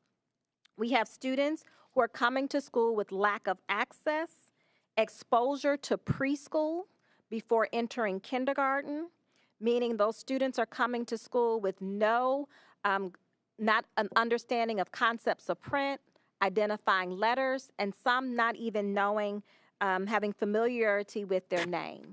Lack of exposure to reading and lack of conversation and dialogue, learning the language, academic vocabulary, certainly makes it very challenging for our early teachers, our early grade teachers in K and 1 to focus on the standards when they are literally preparing our students for the pre-K experiences that they have missed due to having lack of access.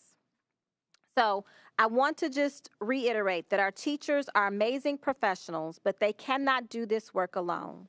I see our teachers and support staff working tirelessly to meet the needs of our students and supporting families to encourage their scholars at home.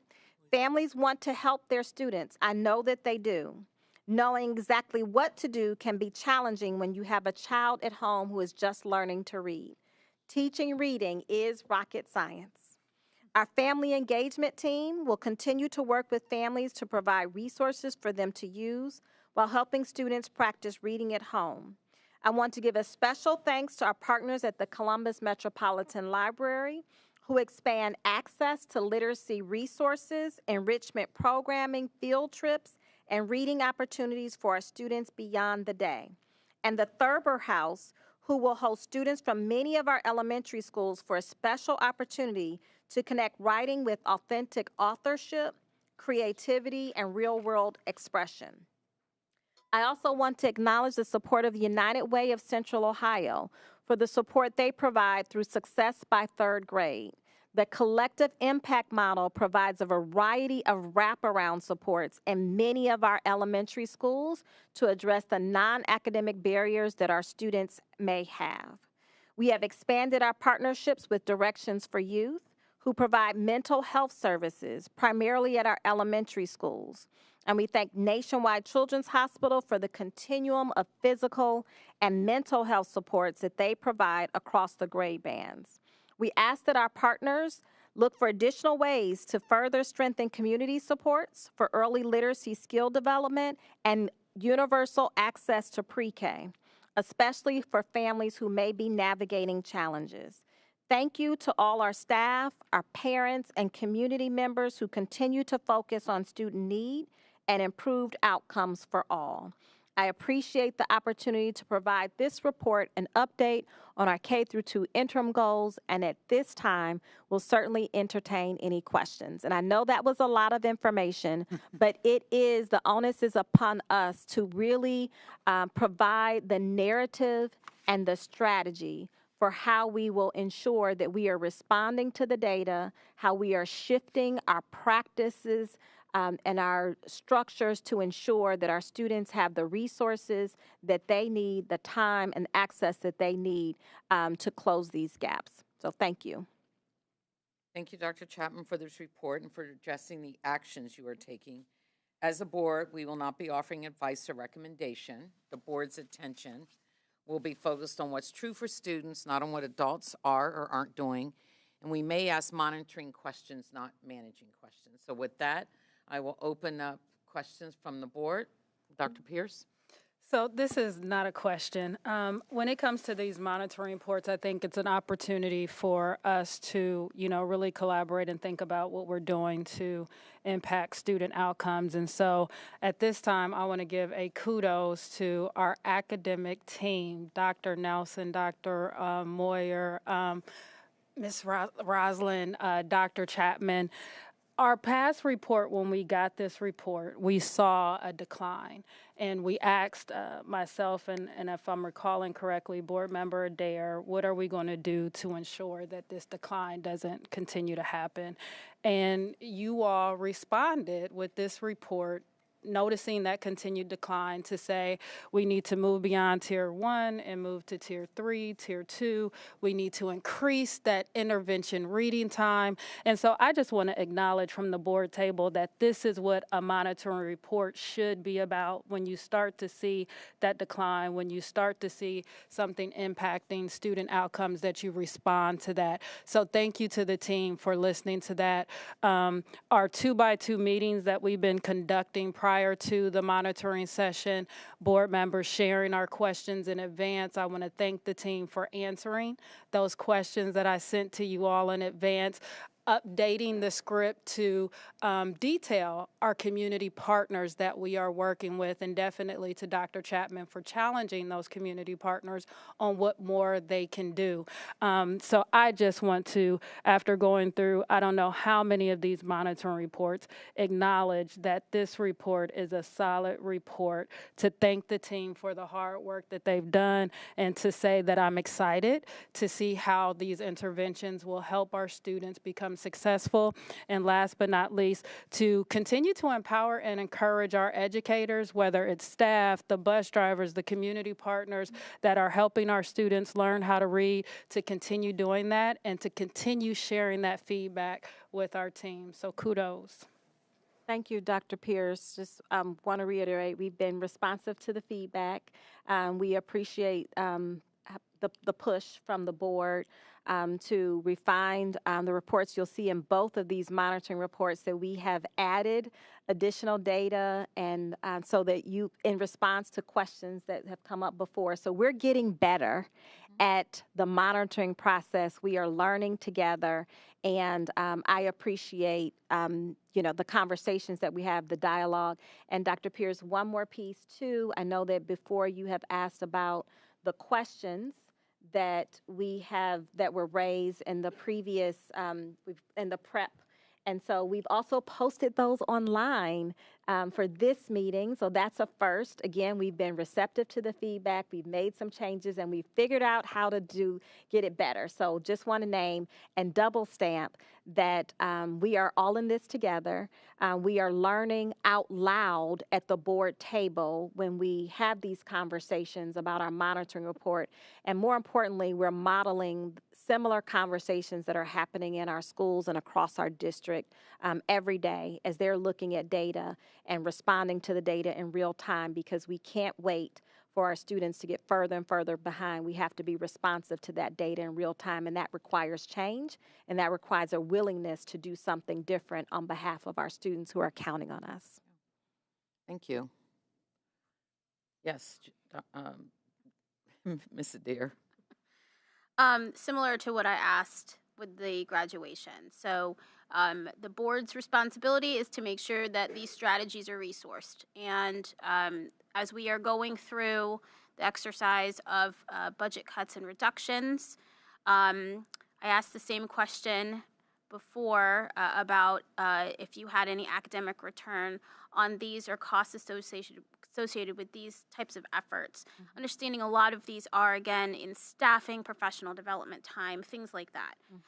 Because we want to definitely make sure we're supporting this through our budget discussions. And your answer might be the same. I just want to put it on record that we have to be thinking that as a strategy to ensure that you are resourced properly.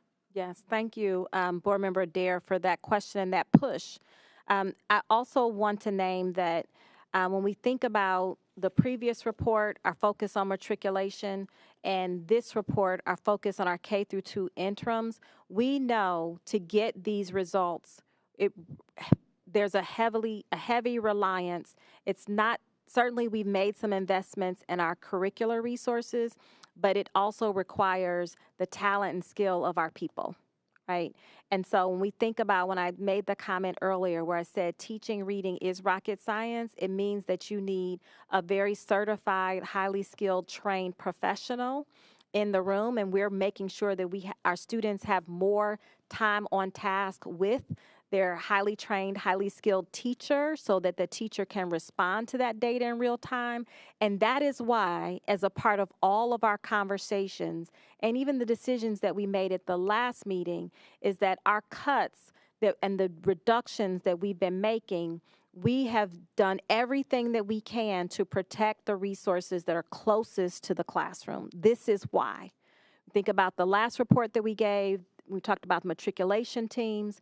And so the cuts that we've made thus far have been furthest from the classroom. And that was an intentional strategy so that we did not interrupt or disrupt the progress, the effort, the energy around the work that we have been doing for the last couple of years to build the supports needed to reach and exceed these board goals. So I appreciate that push. These are ongoing conversations that we'll be having together at the board table and our board committee meetings as we continue to think about how we manage our resources and make some really, really, really, really tough decisions. Board Member Simmons. Thank you, President Dr. Miranda. Dr. Chapman, as we consider how we can more effectively manage our resources as it relates to the goals, I know we've had some conversations about when is the right time to go back out to our community and talk about our maybe some our goals and guardrails. But I know a lot of times when we have these monitoring discussions, we talk about is the goal realistic or not, and a lot of times the feedback has pretty consistently been we need to wait a decent amount of time for the strategies to implement and to set in. And I'm not disagreeing with that, but I just wanted to check in, since it's kind of been a while since I've been here and have had that dialogue with folks. And so I just wanted to check in with you on if you thought, per our governance model, if you had thoughts on when the right time to kind of recalibrate some of the goals are. And the reason I ask that is because we've also heard in the past from yourself and Dr. Brown that typically the most improvement we can see is about 2% year over year, and that retaining increases more than 2% can be really difficult. And as I look at the interim goal, also thinking in mind pulling up our summative report from last October, where our summative goal is at about maybe 1.5% off. I have concerns that as we continue to have to make reductions in the services we provide to our students, and that our goal is already, the data is coming back far under the what's capable of achieving growth if we're still going by that 2% figure. And so I just wanted to kind of check in on that. And I also had more of a question for board leadership about last year we didn't really do a lot of the guardrail monitoring because it took some time to get metrics, but we now do have at least some proposed metrics from the superintendent, which I looked over, and Dr. Chapman very thankful to have those, and I looked over them and they're very exciting. And so I just wanted to check in about our monitoring calendar, also if we planned on doing those guardrail monitoring sessions later in the year, or how we thought the best way to move the metrics forward around the guardrails. Thank you, Board Member Simmons. I think we can talk about that. Right now, we have the monitoring report on the table, but I think those are things that we can talk about in the future. And are there any other questions, comments? Yes, Board Member. No, I would Dr. just, Pierce. again, highlight that while the team has, in a very prompt and aggressive way, shifted the strategy, again, appreciating that we've moved beyond just the theory of attendance, and we really have a theory of action around our MTSS system, acknowledge that we do see the downward trend, but I think we're being very responsive in acknowledging the approach that is being taken. And so I think if there is some discussion, as board members Adair and Simmons have pointed out, it's the discussion around, do we think that the strategies being suggested or being offered are appropriate? And I would say that at this point, I support those strategies. I think they're appropriate. And so again, I think this is a very sound monitoring report, and I would motion to approve it. Second. Thank you. If there's no other discussion, we will call the roll. Dr. Kennedy? Yes. Vice President Ingalls? Yes. Dr. Pierce? Yes. Mr. Katzenmeier? Yes. Mr. Simmons? Yes. President Miranda? Yes. Ms. Adair? Yes. Motion carries. Thank you. Thank you, Dr. Brown. Thank you. Now we will look at Resolution 5.4. The resolution, whereas the attached Columbus Administrator's Compensation Package modifies the package currently in effect, now therefore be it resolved that the Board of Education hereby approves the compensation package, and be it further resolved that the Board of Education adopts the attached salary schedule consistent with the compensation package now adopted, and be it further resolved that the compensation package shall be effective August 1st, 2025, unless otherwise specified therein, and shall remain in full force and effect until modified or superseded by action of the Board of Education. Motion to approve. Thank you. Second? Second. Discussion. Okay. Any discussion? Board Member Simmons? Thank you, President Dr. Miranda.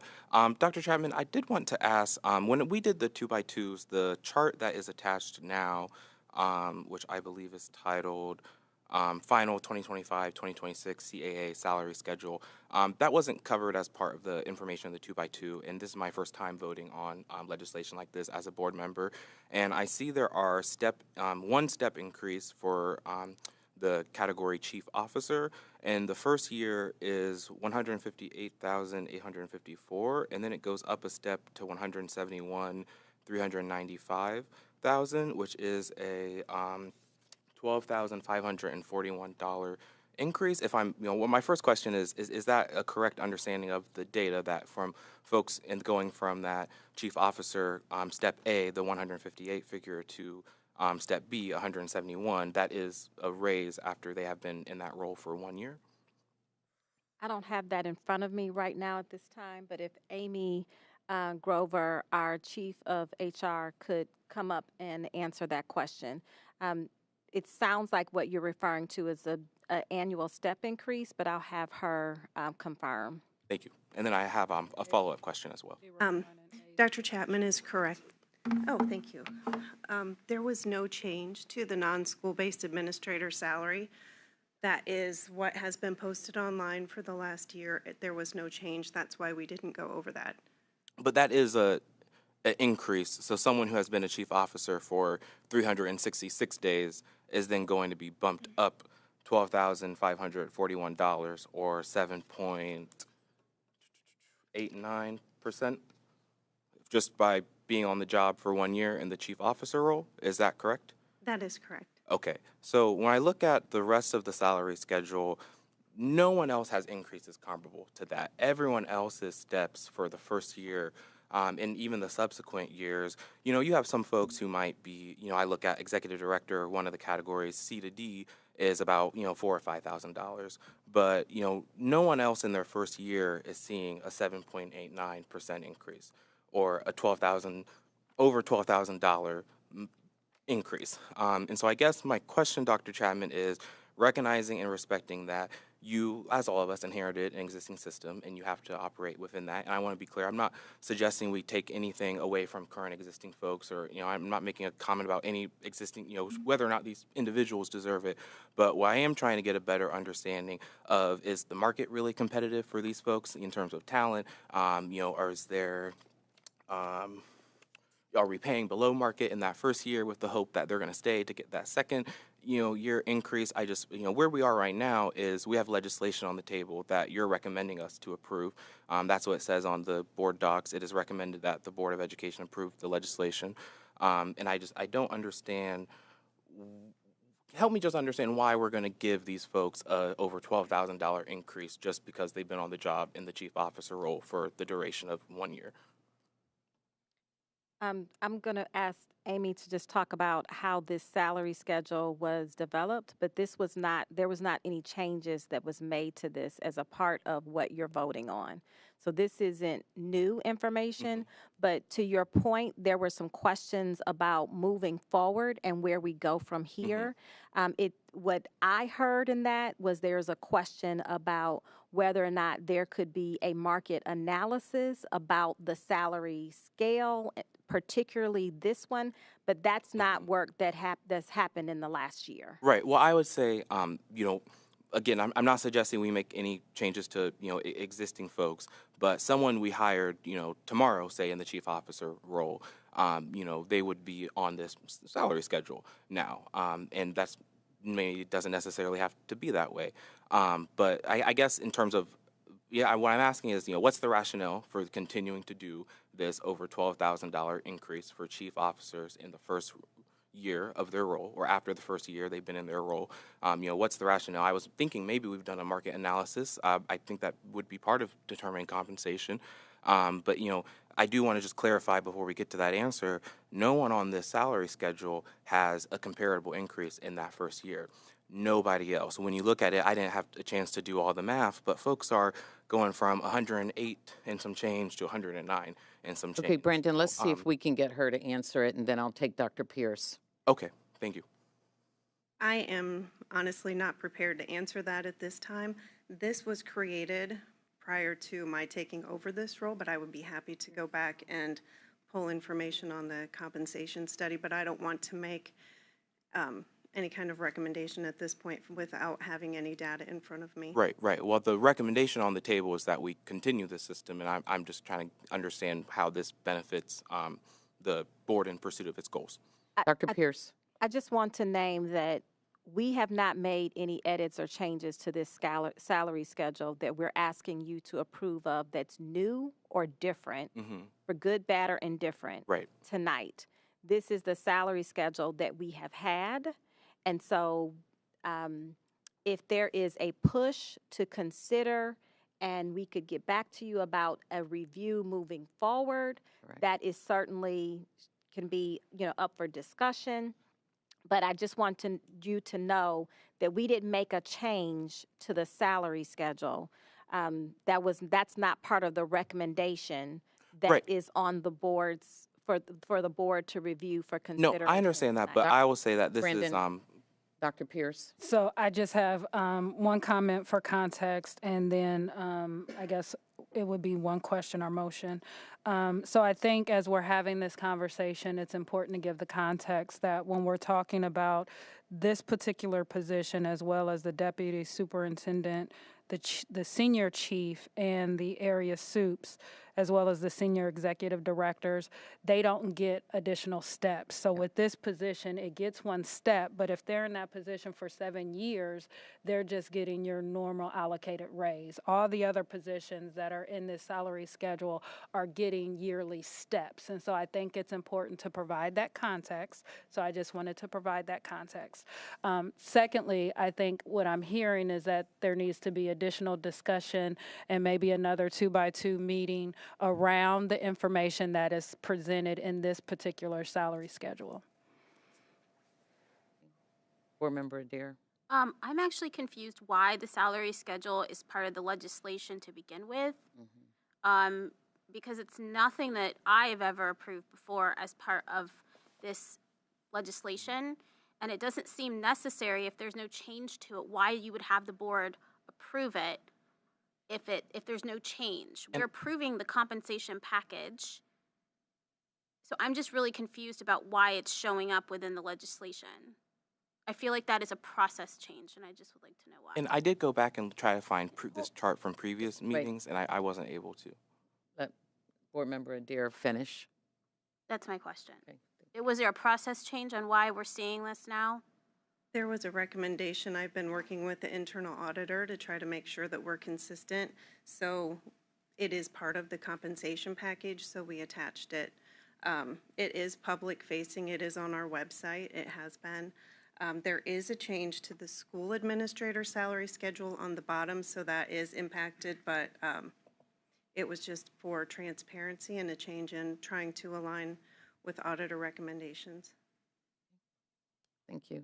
Dr. And so Pierce. to that, I would say that I think that is a very good recommendation that the board be aware, because I think in the past, speaking to Board Member Adair's comment, when we've been given the package resolution and the compensation package, it has not included the salary schedule. So I think it's important that we followed what our internal auditor has recommended in terms of transparency. It's led to this open conversation that's allowed us to dig a little bit deeper. And again, it sounds like we need additional time to review and maybe a couple of more 2x2 scheduled meetings. I just want to put on record that this is a process change from the past. Correct. Board Member Simmons. Thank you, President Dr. Miranda. I kind of do want to clarify what exactly we're going to be voting on now. Is this, because it's attached to the legislation, so are we voting on just, the compensation package, but in addition to, is the board giving a thumbs up to continue the salary schedule, or is it just an attachment to be attached? Because it kind of sounds like maybe we're giving the thumbs up. And I understand, Dr. Chapman, what you're saying as, this is the existing system attached to the legislation right now. But for me, this is my first opportunity as a board member, just given the way the timing works with these types of legislation, to vote on this. And so the way I was kind of interpreting this going into the discussion is I was being asked to either give a thumbs up or thumbs down for myself as an individual member of the board on whether I thought it was best to continue this practice for our district. And so that's kind of why I had some pause and hesitation. Yes. I do want to recognize what Dr. Pierce was saying. Hey, there probably should be some more steps increases for folks on that. I'm not opposed to a step increase, but what makes me just so uncomfortable at a time where, we're going to have to, at a time where we're cutting over $100 million out of our budget in just a short few years, to give folks in the top 4 rungs, upper echelon of our organization, such a large increase, where nobody else in our organization is seeing this type of increase in their first year, as far as I can tell, based off of this salary schedule. And so I'm just not comfortable giving just the folks at the very top of our organization such a large increase in financial compensation for just simply being on the job for 1 year. I'm not. And so what I would ask is, I want to get a better answer on what exactly we're voting on to approve today. And if it is indeed to continue the current system, I might ask colleagues that we consider, having some additional future dialogue around that, and whether that's we say, okay, we're continuing the current system, but we want to revisit it down the road. Simmons, we get it. Thank you. I just want to clarify that I was providing context and indicating that there were no steps given to those particular positions. I did not advocate for additional steps being given. I was literally reading the data that is in front of us. Which is very true. They go up one step and that's it. I have one question, President Miranda. I would certainly like to invite our internal auditor, Kevin O'Connor, to weigh in if we could decouple these two items. I don't know that we can, but we certainly want to be responsive to the feedback that he has provided in terms of the process change for including the salary schedule. We know that we want to vote on the comp package, but as we, prepare legislation for the board agenda, we work collaboratively together across all three direct reports, and just want to honor and invite your voice to the conversation as we, continue to figure out where we go from here. Thank you. In the past, you've always approved the compensation package. The salary schedule has been something basically behind the wall that supposedly would have been honored on what was included in the compensation package. We found in an instance that that didn't actually occur. So for transparency, it's better to put it up here so you're fully aware of exactly what is stated in that compensation schedule. And if I'm right, the resolution is being put forth because we're modifying the package currently in effect. That's what we're being asked to vote on. May I? Yes, Brandon. President, Dr. Merida, the legislation does actually say, be it further resolved that the Board of Education adopts the attached salary schedule consistent with the compensation package. So it does look like we are voting on the salary schedule. And from my understanding of the org chart, there's about 10 chiefs. That's about over $120,000. That's enough for one non-administrator position to serve our students. Board member. I'll just say that to be very clear, it is attached per the auditor's recommendation. It sounds like our team is telling us that there are no changes except limited changes to certain school administrator positions, which are outlined in verbiage in the document that is entitled the 2026 Revisions to the CAA Compensation Package. So it is explicitly outlined exactly what in that chart would be modified in that language. Board member Dr. Pierce. I think what is also being conflated here is the amount at which these salaries will be standing at, given the amount of cuts that we have to make. And so I think a more appropriate question at this time might be, Dr. Chapman, how are you and your team ready to come back to us prepared with the cuts that we need to make that align with or acknowledge this salary schedule that we are about to take action on? Well, we have not, if you approve of the salary schedule tonight, that would be the salary schedule that we move forward with. I guess I think another way of thinking about this process is it is our board as a governing body to look at the information that's been given to us in terms of the salary schedule. Do we deem it appropriate and vote on that? It is the job of the superintendent then to enact and implement that salary schedule in a way that is appropriate given the funding and the resources that we have within the district. And so I think, Board Member Simmons, your questions, your line of questioning is trying to get at, will that action be taken? And I guess for us, we have to have trust in that our superintendent, our entire team will take the appropriate actions to assume that happens. One last question, Board Member Simmons. Thank you, President Dr. Miranda. If we were to remove the first be it further resolved clause, because this is our current salary schedule, I don't think, nothing would change. The board wouldn't be saying, I guess we wouldn't be doing, we would just continue to move forward, I guess is my question.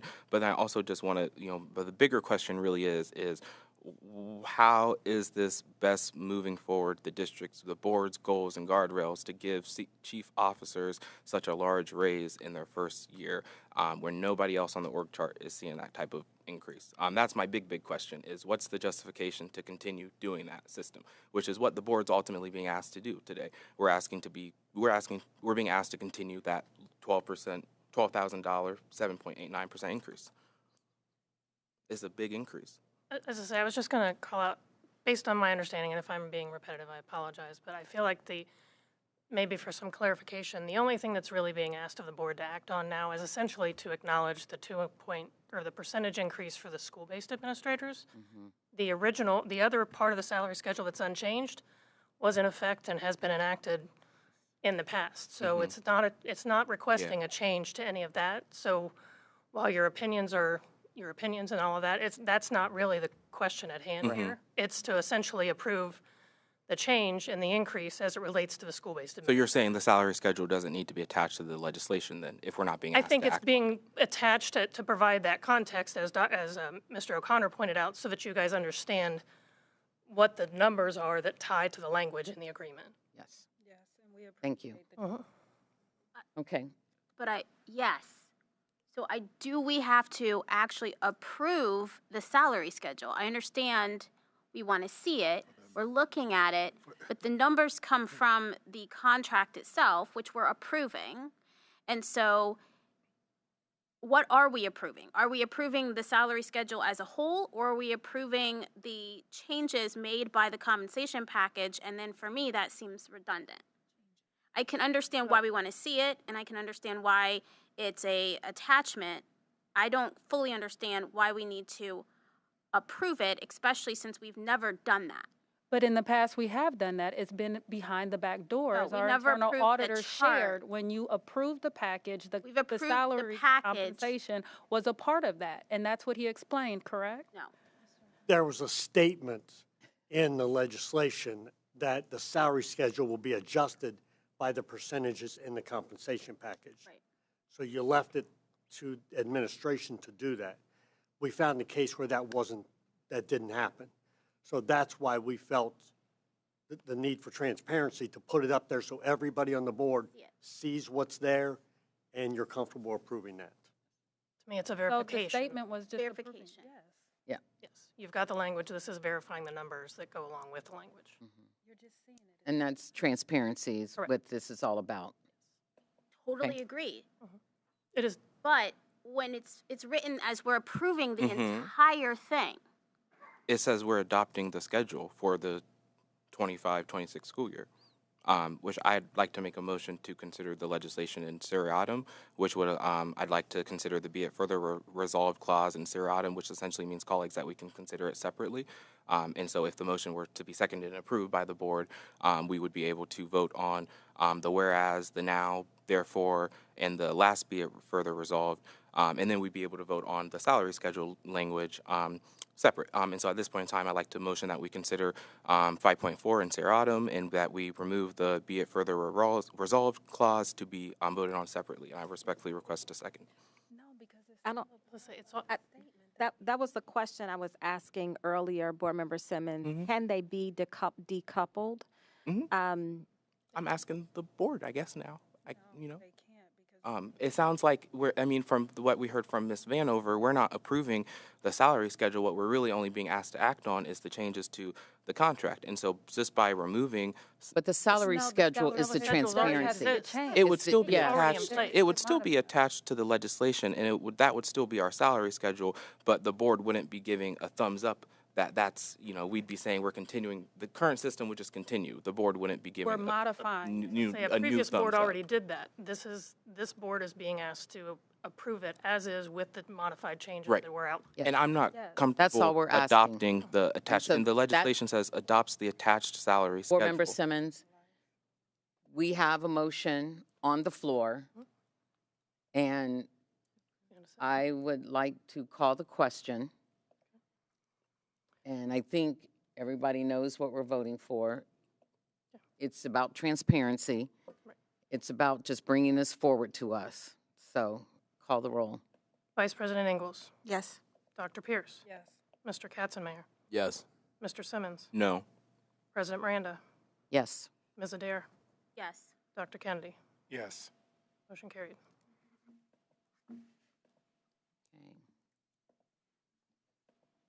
All right. 5.5, resolution authorizing revisions to the Columbus Schools Classified Supervisors Association compensation package, whereas the attached Columbus City Schools Classified Supervisors Association compensation package modifies the package currently in effect. Now therefore be it resolved that the Board of Education hereby approves the compensation package, and be it further resolved that the Board of Education adopts the attached salary schedule consistent with the compensation package now adopted, and be it further resolved that the compensation package shall be in effect June 21st, 2025, unless otherwise specified therein, and shall remain in full force and effect till modified or superseded by action of the Board of Education. Point of order. President Dr. Miranda, there's not an attached salary schedule like the legislation says. I'm not able to vote on legislation that references files that are not attached. Okay. And I guess it sounds like the process change is not quite fully implemented yet. It's the same motion, but his plan. I would assume it's the same thing with the increase that's being outlined. It's just not Amy, is it included the as a same? file. Excuse me for just a second. I just wanted to invite our chief of HR back up. Is it the same salary schedule as referenced in the first resolution for the second one? It is not. So I did not realize it was not attached. It is on the website. I can go have it added now if you'd like. If we're going to tell vote us where on it's at on the the website. language, I'd You know like what, to have the it new- attached. It would not include the 2.225 increase. It's a little more comprehensive salary schedule. It's a civil service salary schedule. So it would be the current one on the CCSOH website. If you go to HR, there's employment contracts, and employment agreements and contracts. And then across the bottom, there'll be CEA, CAA, CS, CSA. Are you able to find it?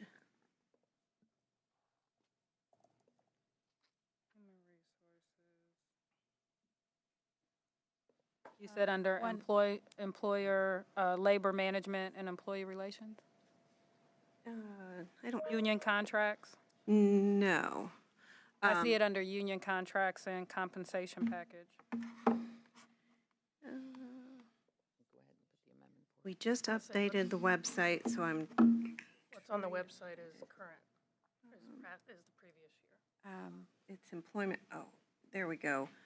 One option, colleagues, and I will go ahead and make a motion to amend, is we could delete the "be it further resolved that the Board of Education adopt the attached salary schedule consistent with the compensation package now adopted," and move forward with it as is. We could. That doesn't reflect our current That policy. doesn't, yes. Well, Can we- there's can we not been a second, table so we it? shouldn't discuss the amendment yet. Can we table it or take a 5-minute recess for you all to get us the compensation package, please? Yeah, let's take a recess. All right, we'll take a 5-minute recess. 5 minutes. Motion for a 5-minute recess. Second. We got a second and a motion. We have a second and a motion. Well, that's another option, is to rearrange the agenda, do the consent agenda. Done a lot of rearranging. He has already. her superintendent. Let's just pause and just, We need a formal vote or. let's just. You have a motion and a second. Right. You have a motion and a second. Okay, we have a motion on the floor to recess. Second. You Okay. have a second. A vote. Ms. Adair? No. Dr. Kennedy? For the recess. Yeah, Just for the let's recess. just change the agenda. What do we need recess for? Just so they need to have use the time, so they have time to do it. Go ahead. Yes.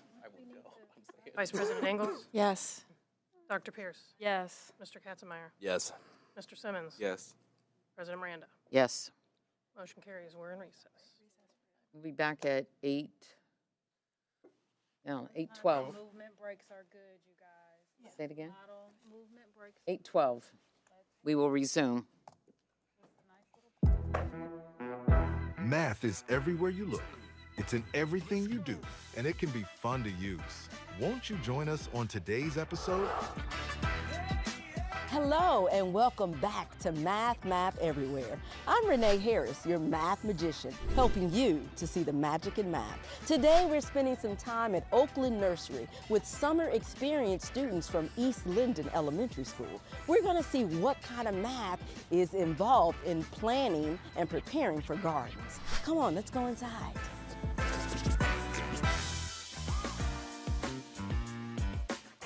So, look what I found. A nice little bag of Beat Detroit Supreme seeds. So when we're thinking about planting gardens, we have to have a plan on where we're getting started. And that plan first involves what kind of seeds are we going to need for planting. Now the cost of this bag of seeds is $2.79. But take a look here. Today, there's a savings of 25% off. So calculating that discount, that is math.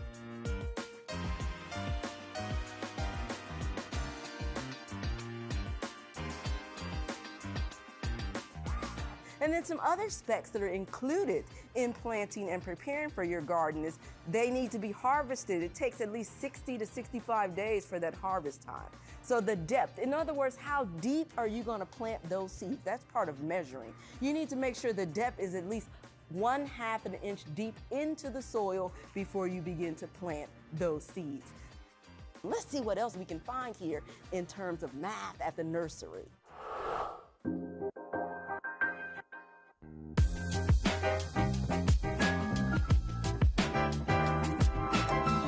Again, we're here today at Oakland Nursery with some East Linden summer experience students. And here I have with me is Zadaya and Sayana. And they're going to help me do something called subatizing. Now I've got a really pretty plant to show you, and I want you to look at the plant and tell me how many blooms you see. You ready? Yeah. This one. 3. 3? How did you know it was 3? Because I was looking with my eyes. Yes. You didn't have to count, you just knew, right? Now we are still going to count so we can confirm that there are 3. Let's count together. That's 1, 2, 3. So that's 3. Great job. Give me a high five. Yes. So if you're thinking about planting your own garden, remember there are a few simple math concepts that are wrapped up in gardening, like measurement, time, the size and shape of your garden, the square footage that garden is going to cover. Perhaps a visit to Oakland Nursery will inspire you to want to create your own garden. As always, thank you for joining us today with Math Everywhere. And as always, math is everywhere.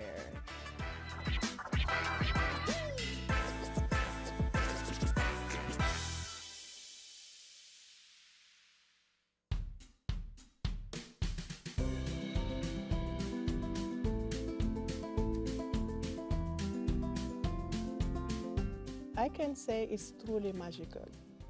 They love the taste of fresh produce just from the plant. Some of my students don't even know where some food comes from the grocery stores, so they learn so many things when they garden. So they really want to be a part of it. Some of them at first, they're really excited about it, but then there are others that say, I really want to know a little bit more about this, so it's more than just looking and glancing at it. It's like, how can I be a part of this? Because I've seen it go from being just a seed, and now it's growing, and I want to be a part of that process. So they really take care of everything and do it all and know how to do it all, and they have a lot of pride in that, in showing whoever comes into our classroom what they do and how they do it and what they've grown. I think it's really cool that they're learning how food is actually grown now, because so many places are using all hydroponics, and so it's really opening their mind to see different ways that food can grow. Learning how to grow is really important, and when you see it in person, it's a lot different than just reading about it or seeing pictures of it. And taking the fresh produce that you grow and then being able to cook it and taste it in your classroom, then potentially going home and requesting it at home, I think is pretty powerful of an impact. It tastes different because it's more fresh at the moment, and also when you freshly pick it and just go wash it real quick and then eat it, it's crunchy and delicious. But when you buy it from the store, it doesn't taste normal. This is the best salad I ever tasted. This salad is so much yummier than my mom's own salad. Having like a fresh lettuce that you just picked is really, it has its unique taste. It was my first time ever trying bok choy and kale. They looked pretty weird at first. When my friends told me to try it, I just took a bite and it was super good. Oh, it's so cute because they really have a new taste when they try like tomatoes from the grocery store. I mean, they don't taste the same as fresh from the vine, and just their brains are exploding. Like normally they want to ask for ranch and they just pop it without it. So that's amazing.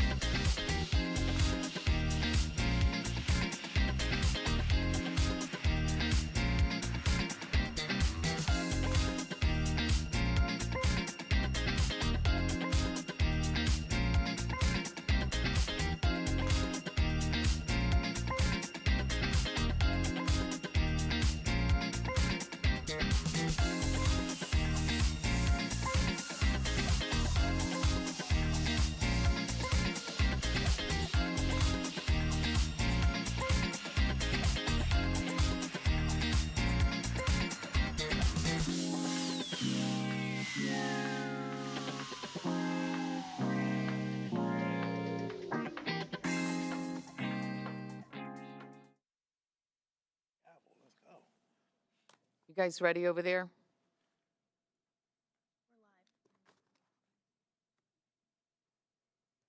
No, we're still in recess. We're in recess.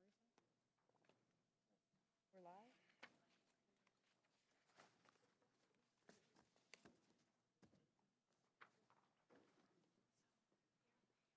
We're live.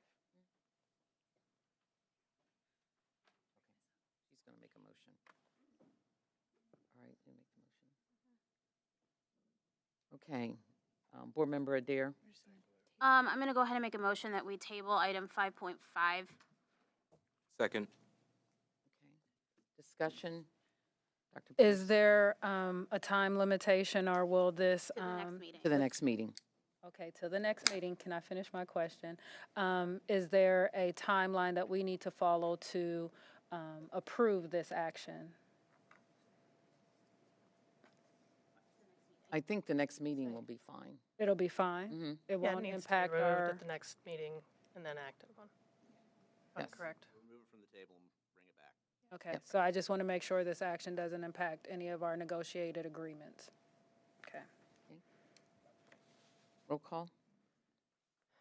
Dr. Pierce. Yes. Mr. Katzenmayer. Yes. Mr. Simmons. Yes. President Miranda. Yes. Ms. Adair. Yes. Dr. Kennedy. Yes. Vice President Ingles. Yes. Motion carried. Thank you.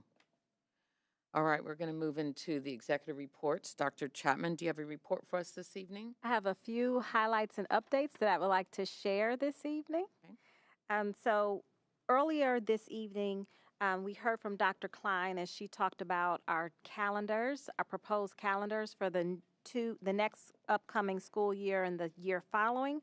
And as you all know, that this season, the winter, has been unusually snowy and very, very cold in Columbus.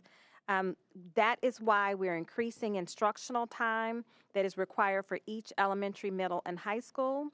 And after our calamity days in January, the 5 days that we had out of school, we have a small number of schools that will need to make up instructional time this year to meet those requirements.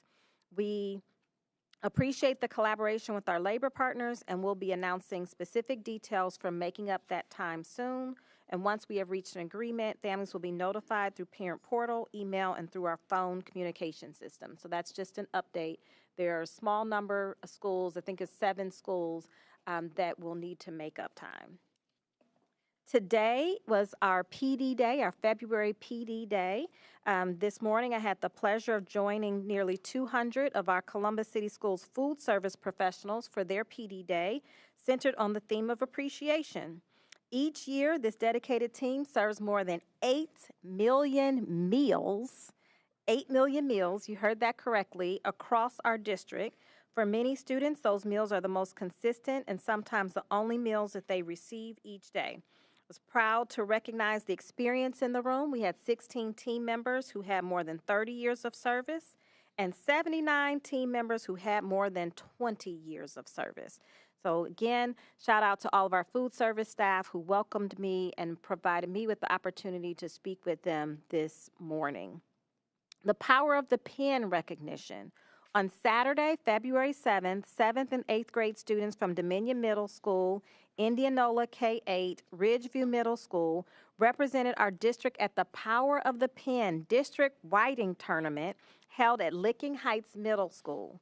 For months, students sharpened their narrative writing skills under the guidance of these dedicated coaches, Mr. Edwards at Dominion Middle School, Miss McGowan at Indianola, and Miss Debnan at Ridgeview Middle School.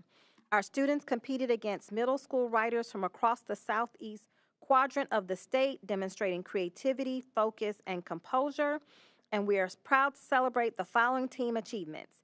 Dominion 7th grade team won first place. Congratulations. Indianola 7th grade team won 3rd place. Congratulations. And Dominion's 8th grade team won 4th place. Congratulations to all of our scholars who participated in the Power of the Pen. And this weekend, we are proud to invite families to the 10th annual Summer Opportunities and Engagement Fair, hosted by our Office of Engagement. It'll be held this Saturday, February 21st, at the Columbus Metropolitan Library Main Branch. Morning workshops will begin at 9:15, followed by the full fair from 10 a.m. to 1 p.m.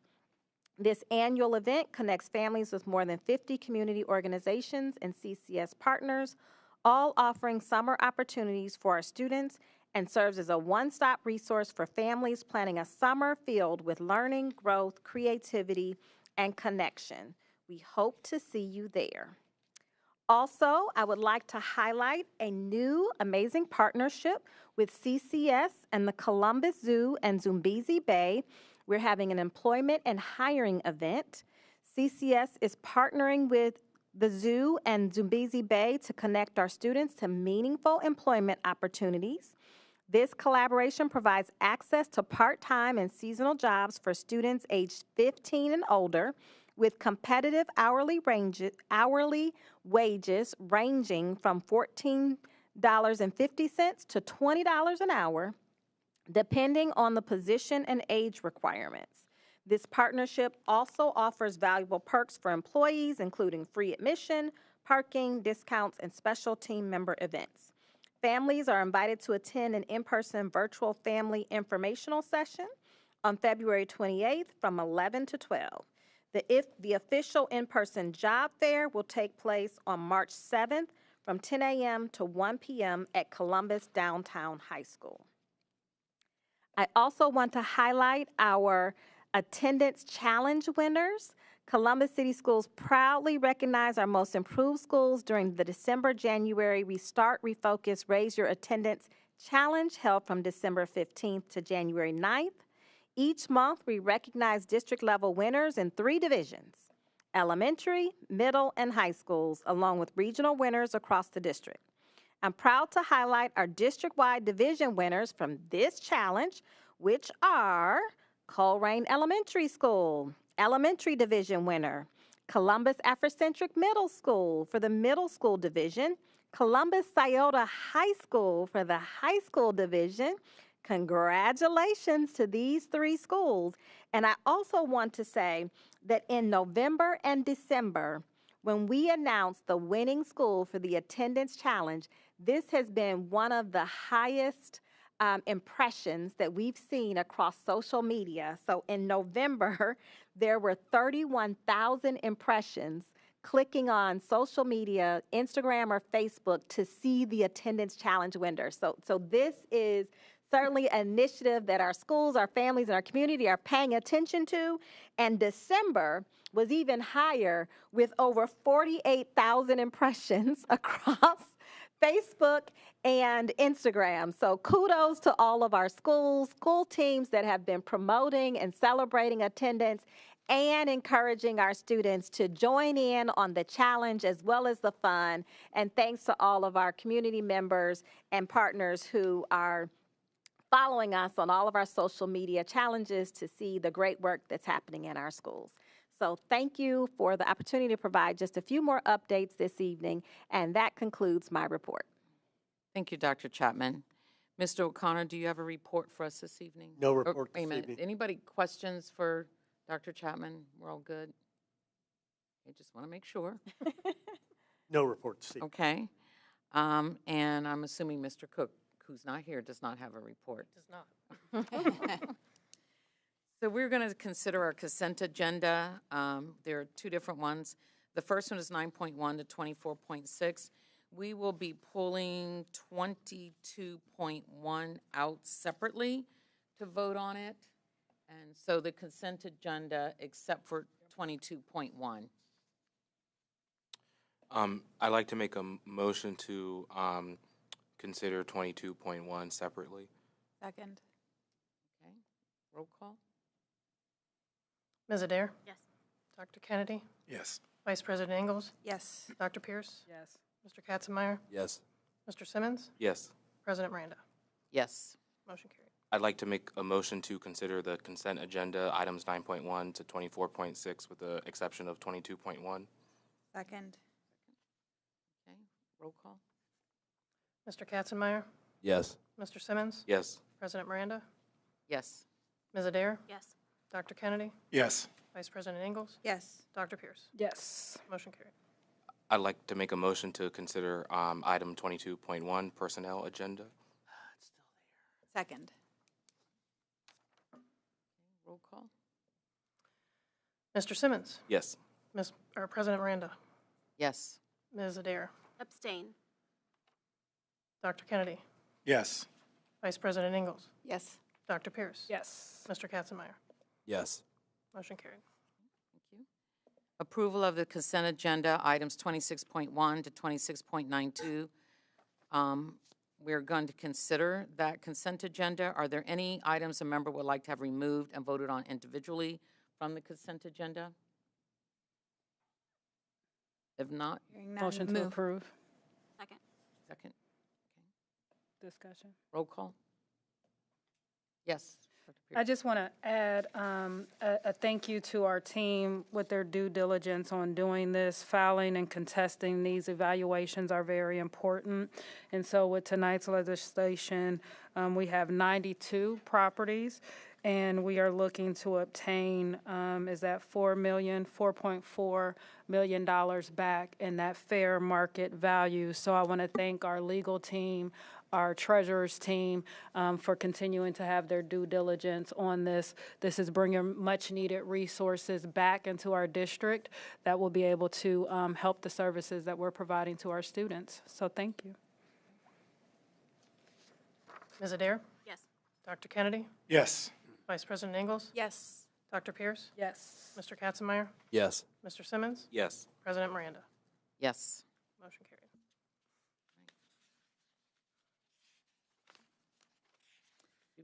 Have a motion for for All right. executive session. So I motion that the Board of Education move into executive session pursuant to Ohio Revised Code Section 121.22G1 to consider the appointment, employment, dismissal, discipline, promotion, demotion, or compensation of a public employee or official, or the investigation of charges or complaints against a public employee, official, licensee, or regulated individual, unless the public employee, official, licensee, or regulated individual requests a public hearing, and G3, to confer with an attorney for the public body concerning disputes involving the public body that are the subject of pending or imminent court action. That is a motion. Second.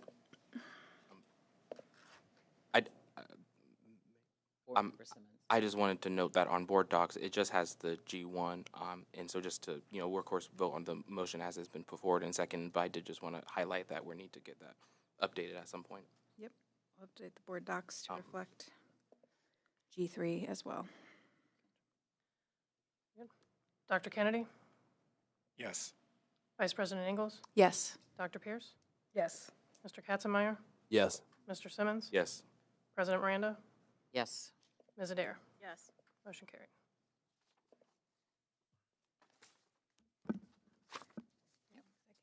We won't return. We'll be going into executive session, and we will not be coming back to resume the board meeting. So we will be adjourning after that.